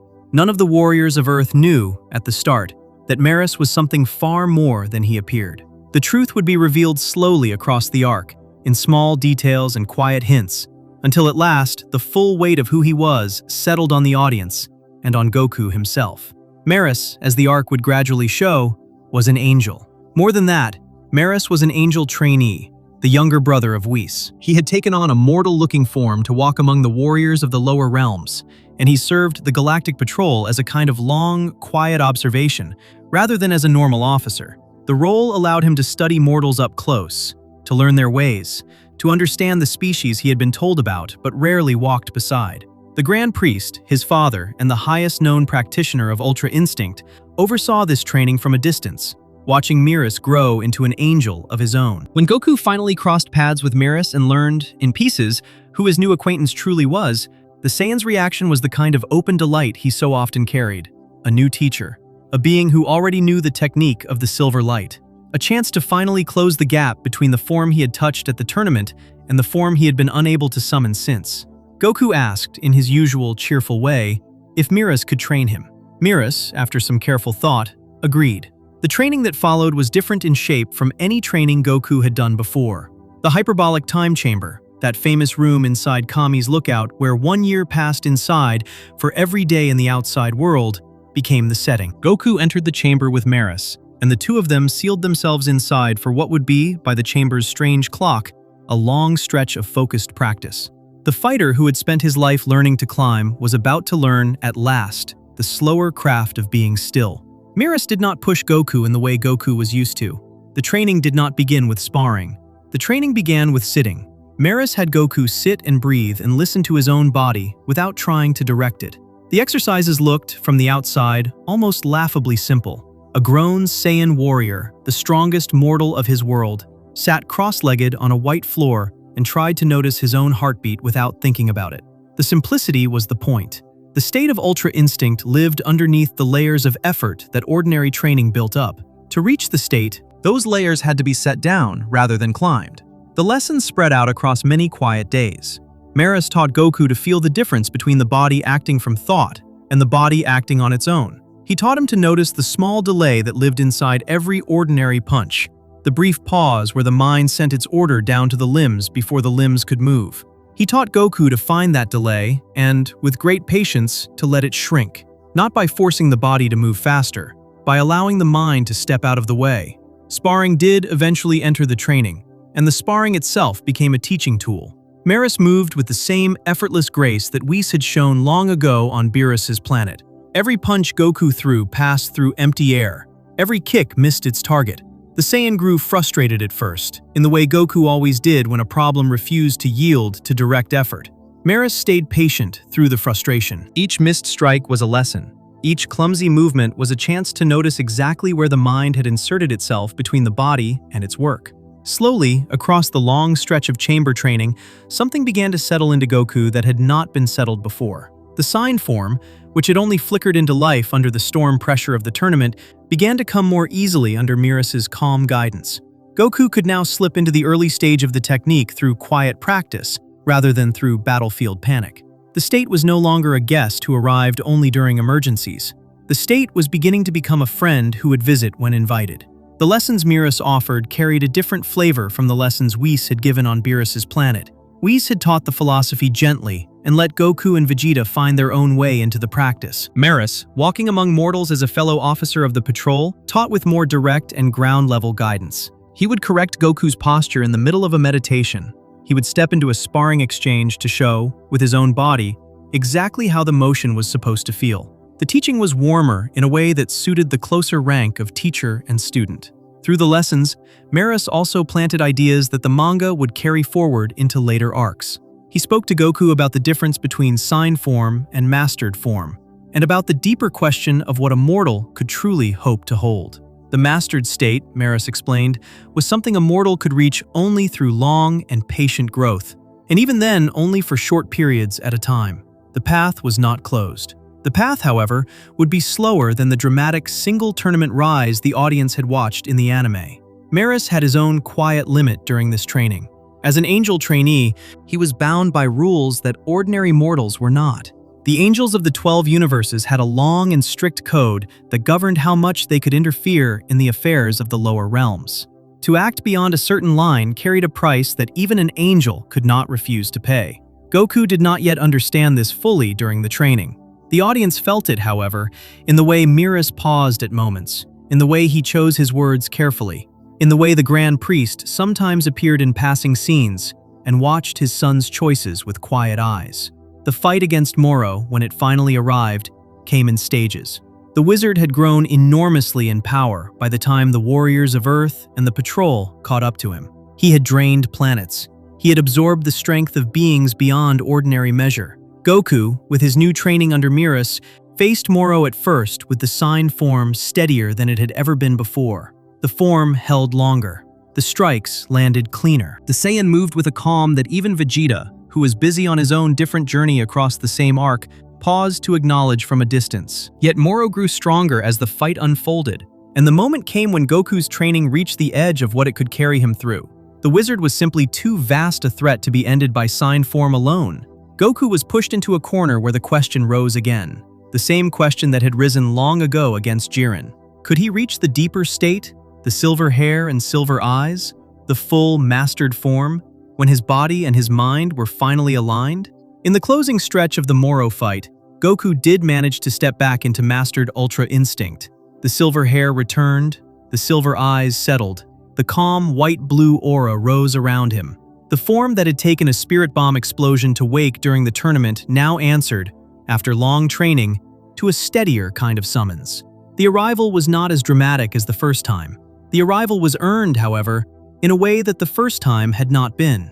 Beerus's quiet lessons, stretched across the long sessions in the hyperbolic time chamber, had built the foundation that the form now stood upon. The cost of Beerus's involvement, however, came due in the same arc. The angel trainee, in choosing to step beyond the line of acceptable interference in mortal affairs, paid a price that the angel code demanded. Beerus was unmade as part of the cost, his existence dissolved by the rules of his order, in a moment that hit Goku and the audience with the kind of grief that quiet teachers always leave behind when they go. The Grand Priest, watching from his distant place, accepted the cost with the same quiet face he always carried, even as the loss of his own son moved through him in ways the audience could only imagine. Through this loss, Goku found one more push, and the path of Ultra Instinct grew deeper in him. The lessons of Maris did not die with Maris. They lived on inside the body of the Saiyan who had learned, at last, to sit still and listen. The teacher had stepped down a doorway, and the student had been left holding the candle that the teacher had lit. A small distinction is worth noting here, gently. The anime and the manga of Dragon Ball Super told overlapping but slightly different stories during this stretch, and the Moro arc, as told in the manga, is the source for the training under Merus. His lessons exist in canon only through the manga pages. Anyone hoping to follow the next stretch of the Ultra Instinct journey will find it inside those pages rather than inside the show. By the end of the Moro arc, Goku had carried Ultra Instinct further than the tournament had ever shown. He could enter sign form with steadier control. He could reach mastered form under enough pressure. And he carried inside him the quiet teaching of an angel trainee who had walked among mortals long enough to teach a Saiyan farmer how to be still. The seed had grown another ring. The tree had stretched a little higher. And the next chapter of the story, in an arc that would arrive among the stars, would test the technique against an opponent of a kind that the universe had never seen before. Before we move on, if you're enjoying this analysis, please consider subscribing. It helps the channel tremendously. The hyperbolic time chamber has held the long days of quiet training, and the angel trainee who walked among mortals has paid the price his order demanded for the lessons he chose to give. The silver light now answers more steadily to the Saiyan, who has learned to sit before he climbs, and the mastered form rises with a calm that the storm of the tournament could only briefly reach. Ahead waits a planet alone in a far corner of the universe, a survivor with eyes that carry a private grief, and a question about whether the path of pure stillness is the only road the silver light can travel. The next stretch of the journey moves into a story where Goku will discover that emotion, rather than being set aside, may have its own quiet place inside the heart of Ultra Instinct. Section 9. The Granola Saga and the Truer Form. The arc that followed Moro in the Dragon Ball Super manga moved the story into a far corner of the universe, away from the familiar planets and the familiar fighters. The setting opened on a small and lonely world called Cereal, where the last survivor of an entire people walked among the ruins of his vanished kind. His name was Granola, and he was the only Cerealian left alive after the destruction of his people long ago. He carried a grief inside him that had hardened into a private mission, and the mission would, in time, draw Goku and Vegeta into a story that would test their powers in new and surprising ways. The Cerealians had been a peaceful people, by most accounts in the manga's pages. Their world had been small, and their lives had been simple. Long before the events of the arc, the Saiyan army had attacked Cereal under orders from the Frieza Force, and almost every Cerealian had been killed. Granola, only a child at the time, had survived through hidden circumstances, and the trauma had shaped him into the quiet and dangerous figure he became in adulthood. He had spent his years training, sharpening his skills, and waiting for the chance to take revenge on the species he held responsible for his people's end. The world he lived on now held only ruins and silence, and a single bar where the few remaining travelers passed through. Granola carried his grief into every quiet day, and the grief had become the shape of his life. The story brought Granola into contact with the Heaters, a small group of opportunistic figures who had their own plans for using his anger. The Heaters were a family of sorts, made up of 4 members who worked together to gain power and influence across the galaxy. Their leader, a tall and calm figure named Elec, kept his plans hidden behind polite smiles. His sister Maki and his brothers Oil and Gas served the family in different ways. The Heaters had their own long history with the Saiyans, and their schemes involved a careful balance of betrayal and patience that had been waiting for the right moment to spring. Through a granted wish involving the Cerealian Dragon Balls, Granola's power was raised dramatically, even at the cost of his own remaining lifespan. He became, in a single night, one of the strongest mortals in the universe. The wish carried a weight inside it that the audience would feel deepening across the arc. Power had been gained. Time had been taken in exchange. Granola was now strong enough to fight Saiyans, but the price tag attached to that strength was running silently in the background of every scene. The hourglass had been turned. The sand was already falling. Goku and Vegeta arrived on Cereal as part of the larger story that had drawn them across the universe. The 2 Saiyans, who had been walking different paths since the end of the Tournament of Power, now found themselves on the same alien world facing an enemy whose grief was directed personally at their kind. Vegeta, in particular, carried a weight inside this arc that gave the encounter a deeper edge. The Saiyan Prince had been a soldier of the same army that had ended Granola's people. He had not destroyed Cereal himself, but the uniform he had once worn carried the same flag. The encounter forced Vegeta to face, in a quiet, personal way, the long shadow of his own past. The arc gave Vegeta several scenes of honest reflection that the show had rarely allowed him before, and the prince walked through them without flinching. The fights that followed unfolded across several long stretches of the manga. Goku entered the conflict with Granola using the lessons he had carried out of his training with Marus. The sign form arrived more steadily now. The mastered form remained the hardest stage to hold, but Goku had built enough foundation through patient practice that he could reach for the silver light when the fight demanded it. Granola, however, had been raised to a level of power that could press even a Saiyan in mastered Ultra Instinct. The exchanges between the two of them were even, harsh, and full of the kind of tension that came from neither fighter being clearly above the other. Granola's own technique used a different set of skills than the Saiyans had faced before. As a Cerealian, he had a natural gift for marksmanship, and his sniping abilities allowed him to land precise shots across great distances. He could see weak points in his enemies that other fighters could not. His right eye, in particular, carried a special power, granted by his Cerealian heritage and sharpened through training, that let him pinpoint the moment of greatest vulnerability in his opponents. The combination of raw, enhanced strength and surgical precision made him a uniquely dangerous foe, and the Saiyans had to adjust their fighting style to face him. Goku, for once, could not simply trade blows in a straight slugging match. He had to dodge, to read, to move with the body-led calm that Marus had spent so many quiet days teaching him. Vegeta took the opening rounds against Granola on his own. The prince had been training under Beerus through the long stretch of time after the Moro arc, and he had developed his own evolved state during that training. The state, given the name Ultra Ego in the manga's pages, drew its strength from the Hakaishin tradition rather than from the Angel tradition. The aura was a deep purple-violet flame that surrounded Vegeta like a calm fire. The state grew stronger the more damage Vegeta took, feeding on the impact of strikes against him in a way that fit the destructive nature of the Hakaishin path. Vegeta carried the new form with a fierce satisfaction. He had found his answer to the question of how a mortal could climb past the limits of his species, and the answer was a road that fit his pride, rather than asking him to set his pride aside. The fight between Vegeta in Ultra Ego and Granola at his enhanced peak was one of the most striking exchanges in the manga arc. The prince stood his ground with the calm of a man who had stopped chasing someone else's road and had found his own. He absorbed Granola's hits and turned them into fuel for his next strike. The damage that should have brought him down only deepened the violet flame around him. For long pages, Vegeta seemed almost equal to the enhanced Cerealian, and the audience watched a Saiyan prince finally fight at the level he had spent his whole life chasing. Yet Granola's power was simply too vast to be brought down even by Ultra Ego, and Vegeta's body, like every body, eventually reached the edge of what it could carry. Goku stepped in then, and the silver light returned to his eyes. Through the long fight with Granola, and through the later confrontations with the Heaters, and with their unleashed champion, the youngest brother Gas, something began to shift inside Goku's experience of the silver light. The mastered form he had carried since the tournament had been built around the principle Whis had first taught long ago. Empty the mind, set the feelings aside, let the body act on its own without the noise of the heart. The state had been clean and cold in its own quiet way, even when the calm on Goku's face had been almost peaceful.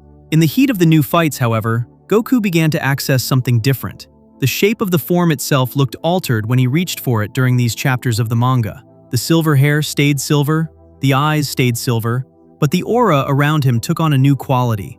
The flame seemed to burn more warmly, as if the calm of the original mastered form had been infused with something the original had set aside. Readers and characters within the story alike began to notice that Goku's Ultra Instinct now carried a flicker of feeling inside its calm. The stillness was still there. The stillness was no longer empty. The shift had a cause that the story revealed in pieces.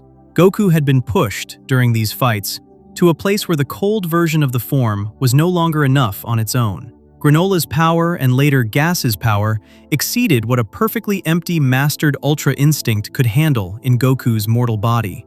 To reach further, Goku had to draw on something that the Angel tradition had asked him to leave at the door: the warmth of his own heart. The love for his family that had always lived at the center of his fighting spirit. The small fire inside him that made him a Saiyan rather than an angel. He brought that fire quietly into the room, and the room did not collapse around it. The room, instead, accepted the fire as part of the new shape of the practice. The manga framed this development carefully and without overstatement. Goku had not surpassed the mastered form in a strict sense. The Tournament of Power version of Mastered Ultra Instinct, with its perfect emptiness and its complete separation between body and mind, remained one valid form of the technique. What Goku was reaching toward now was something else. A version of the technique where the heart was allowed back into the room, not loudly enough to disturb the quiet, but warmly enough to color the silence. The new form was a different path, rather than a strictly higher one. This nuance is worth holding gently. The earliest readings of the Granola arc, when the manga was still being released chapter by chapter, sometimes treated the new form as simply a stronger version of what Goku had reached at the Tournament of Power. The deeper read, supported by the way the story unfolded across the full arc, points toward a more honest understanding. Goku had developed a personal version of Ultra Instinct, one that carried his own nature inside it, rather than a copy of the Angel technique that demanded the user empty themselves of everything they were. The Angel version asked a fighter to step out of their own self. Goku's version asked the fighter to bring their own self gently along. The reasoning behind this, hinted at across the manga's pages, has a tender shape to it.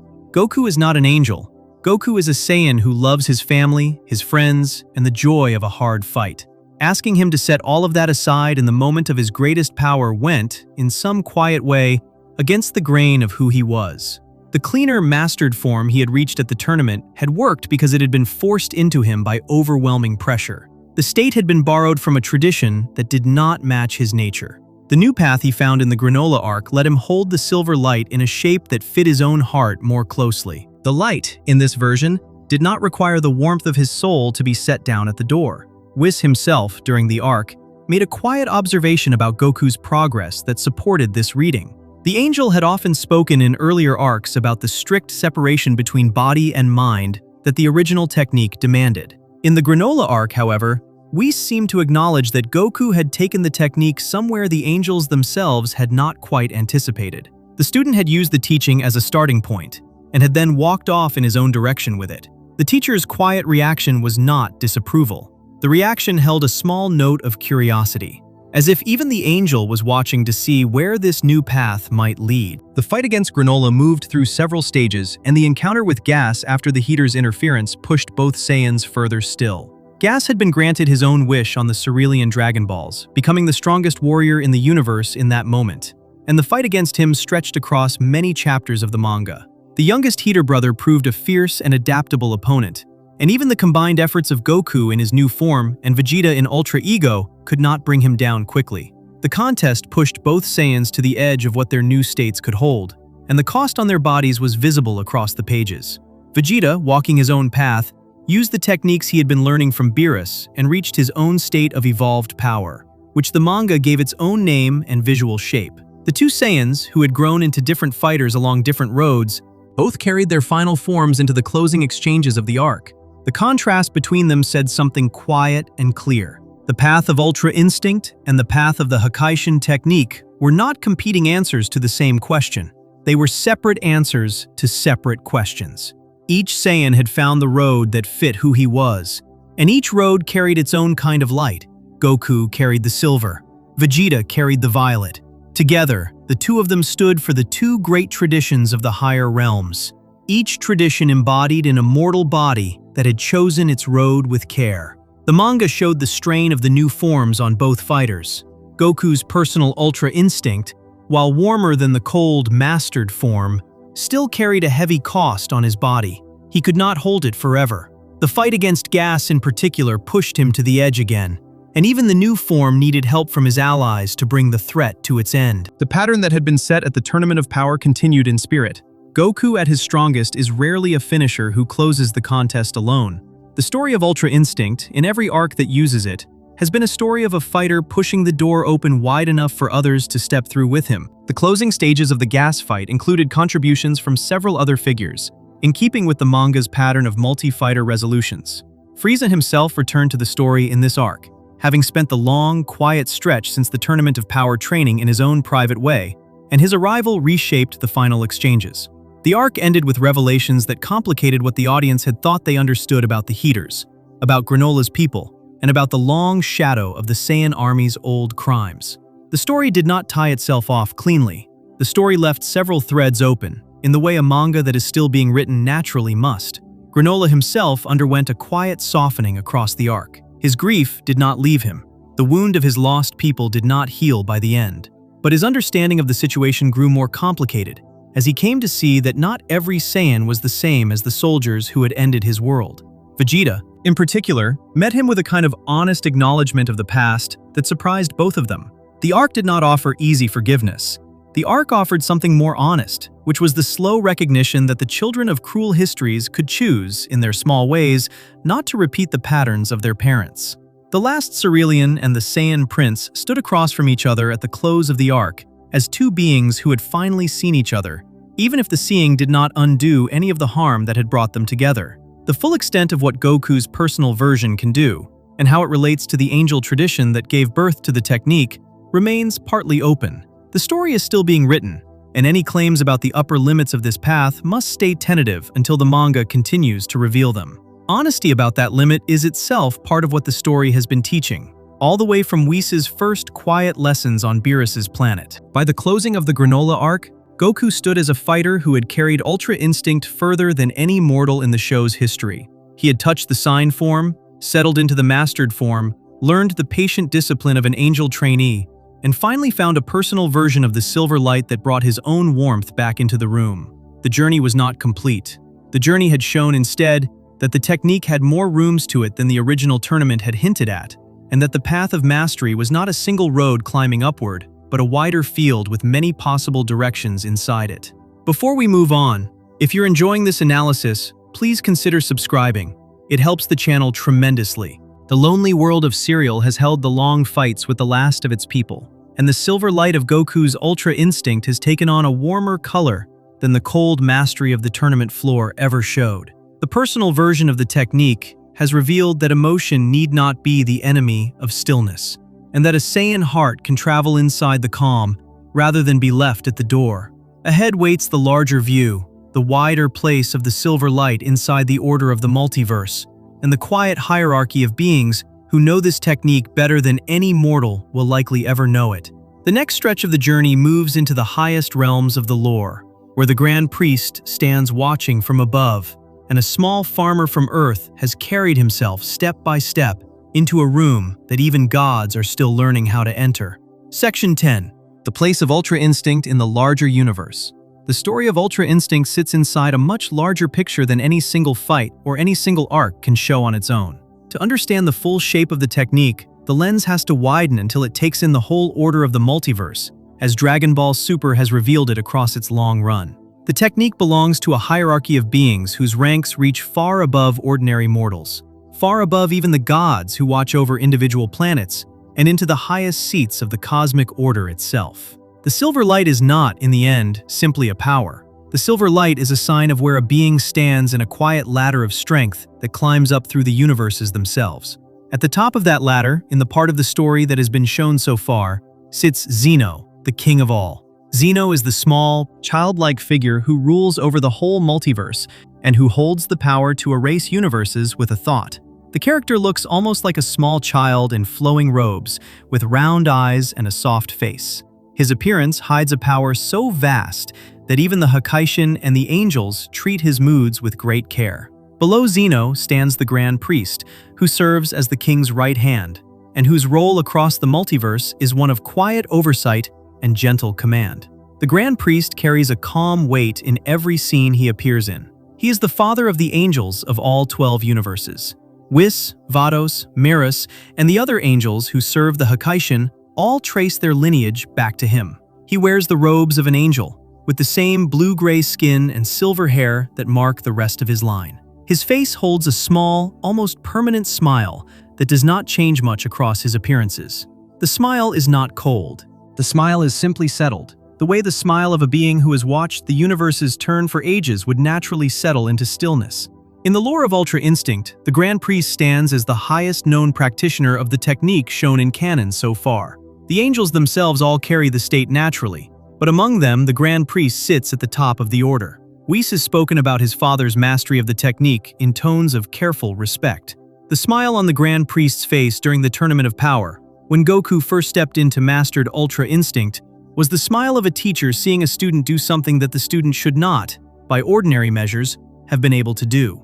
The Grand Priest understood, perhaps better than any other being watching, exactly what had just happened on that broken arena floor. Below the angels, in the order of strength as the show has revealed it, sit the Hakaishin. The 12 gods of destruction watch over their universes and serve as the necessary counterweight to the Supreme Kais who maintain those same universes. Each Hakaishin trains under the angel of his or her universe. Beerus trains under Whis. The other Hakaishin train under their own angels. Across the multiverse, this training has continued for ages, and the goal that hangs over all of it, in some quiet sense, is the same goal that Goku has been chasing inside the Silver Light. The Hakaishin are gods. They are not yet angels. The technique that separates them from their teachers is, in part, the very technique that this video has been exploring. Beerus has trained for ages and has not yet fully mastered Ultra Instinct. Whis has stated this openly across multiple episodes. The detail is one of the most important pieces of context for understanding what Goku achieved at the Tournament of Power. A Saiyan farmer from Earth, in the heat of a single contest, stepped into a state that his teacher's teacher had been chasing for stretches of time so long that mortal minds cannot easily measure them. The unfairness of this fact sits inside Beerus in a quiet way that the show only hints at. The god of destruction grumbles. The god of destruction looks away. The god of destruction occasionally swats at Goku with paws that seem almost annoyed. Beneath the surface, however, Beerus is a being who has been honestly humbled by the rise of his student's student, and he carries the weight of that humbling with as much grace as a divine cat can manage. The other Hakaishin from across the 12 universes have similar stories, though most of them have been shown only in passing. The shared truth among them is that mastering Ultra Instinct is the work of ages, even for gods, and the path remains incomplete for almost all of them. The Grand Priest watches over this slow training from his place near Zeno. The angels guide their respective Hakaishin with quiet patience. The technique that mortals briefly touch in moments of great pressure is the same technique that gods spend lifetimes learning to hold. Vegeta's choice within this larger picture deserves a careful place inside the lore. The Saiyan Prince made a deliberate decision, beginning during the Tournament of Power and crystallizing in the arcs that followed, not to pursue Ultra Instinct as his primary path. The decision was not made out of weakness or out of a failure to grasp the technique. The decision was made out of a clear understanding of who Vegeta was and what road would carry his particular nature furthest. The path of Ultra Instinct, as Whis taught it, asked the user to silence the inner voice, to soften the will, to let the body lead while the mind stepped quietly aside. Vegeta's whole life had been built on the opposite practice. The engine of his fighting was the loud and steady fire of his pride. So Vegeta chose instead to walk the road of the Hakaishin. Beerus, willing to teach a student who showed real interest, began to share the techniques of destruction that the gods of destruction carried as their inheritance. The path was harder in many ways than the path of Ultra Instinct, in that the technique of destruction asked the user to wield a kind of power that could unmake matter itself. The path also fit Vegeta's nature in a way that the Angel Road never could. The fire of the Saiyan Prince had a place to burn fully on this road, and Vegeta walked it with the same fierce dedication he had brought to every challenge of his long life. By the time the manga's later arcs unfolded, Vegeta had reached his own state of evolved power, with its own visual signature and its own cost, separate from the silver light that Goku now carried. The contrast between the two Saiyans inside the larger lore says something quiet about the nature of mortal greatness. There is no single path to the highest reaches of strength in Dragon Ball Super. The Angel Road and the Hakaishin Road both lead to places that ordinary mortals cannot easily reach. A fighter who chooses one road is not failing the other. A fighter is, instead, choosing the road that fits the shape of his own soul. Goku and Vegeta, across the long story of the show, have come to embody these two roads with great honesty. Each Saiyan carries his own kind of light. Each Saiyan would be diminished if forced to walk the road of the other.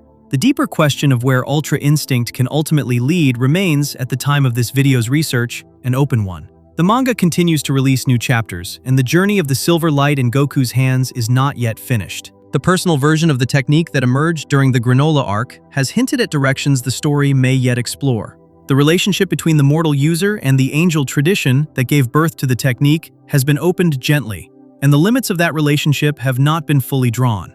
Honest engagement with the lore requires holding these unanswered places with care. Anything stated firmly about the upper limits of Ultra Instinct beyond what canon has shown would be a guess dressed up as a fact, and the long tradition of the technique deserves better than that. What canon has settled, however, carries weight enough to fill the picture. The Grand Priest stands at the top of the known practitioners, watching over the whole order of the universes from his place near Zeno. The angels of the 12 universes carry the state naturally, with the same easy grace their father showed in the few scenes where he allowed his hand to move at all. The Hakaishin trained toward the state across long ages, with most of them, including Beerus, still walking the road. And below the Hakaishin, in the realm of mortals, a small handful of fighters have brushed against the technique. Goku is the one the audience knows best. Vegeta has chosen another road. Other mortals across the 12 universes have shown small flickers of similar abilities at various points in the broader lore, though none have been shown reaching the levels Goku has touched. The role of mortal effort inside this larger picture carries its own quiet meaning. The angels were born into the silver light. The Hakaishin train toward it. The mortals who reach it do so by climbing into a space that was never built for them. Goku's journey, in this sense, is one of the most unusual stories in all of Dragon Ball. A small farmer from Earth, raised by a kind grandfather, taught by old masters in the green hills of his home planet, has now stepped into a room where gods themselves still struggle to walk steadily. The unlikeliness of this is part of what makes the journey land so deeply with the audience. The technique was not made for him. He learned it anyway. The hierarchy was not designed to include him. He climbed into it through patience and stubborn warmth, and the willingness to fail many times before finally settling into a state that the highest beings of the multiverse already knew. A small humility lives at the heart of where Ultra Instinct sits inside the wider order. Goku is not the most powerful being in the multiverse, even after all his growth. Far above him stand the angels, and above them, the Grand Priest. And above the Grand Priest, the King of all. The silver light does not place a mortal at the top of the cosmic ladder. The silver light, instead, allows a mortal to take a step or two onto a part of the ladder that was previously closed to him. The journey continues upward from there, with no clear ceiling yet shown, and the rungs of the ladder reach into spaces that the story has only hinted at. Whatever Goku has reached so far is, in the larger picture, a beginning rather than an end. If you enjoyed the video, make sure to subscribe, and I'll see you in the next video.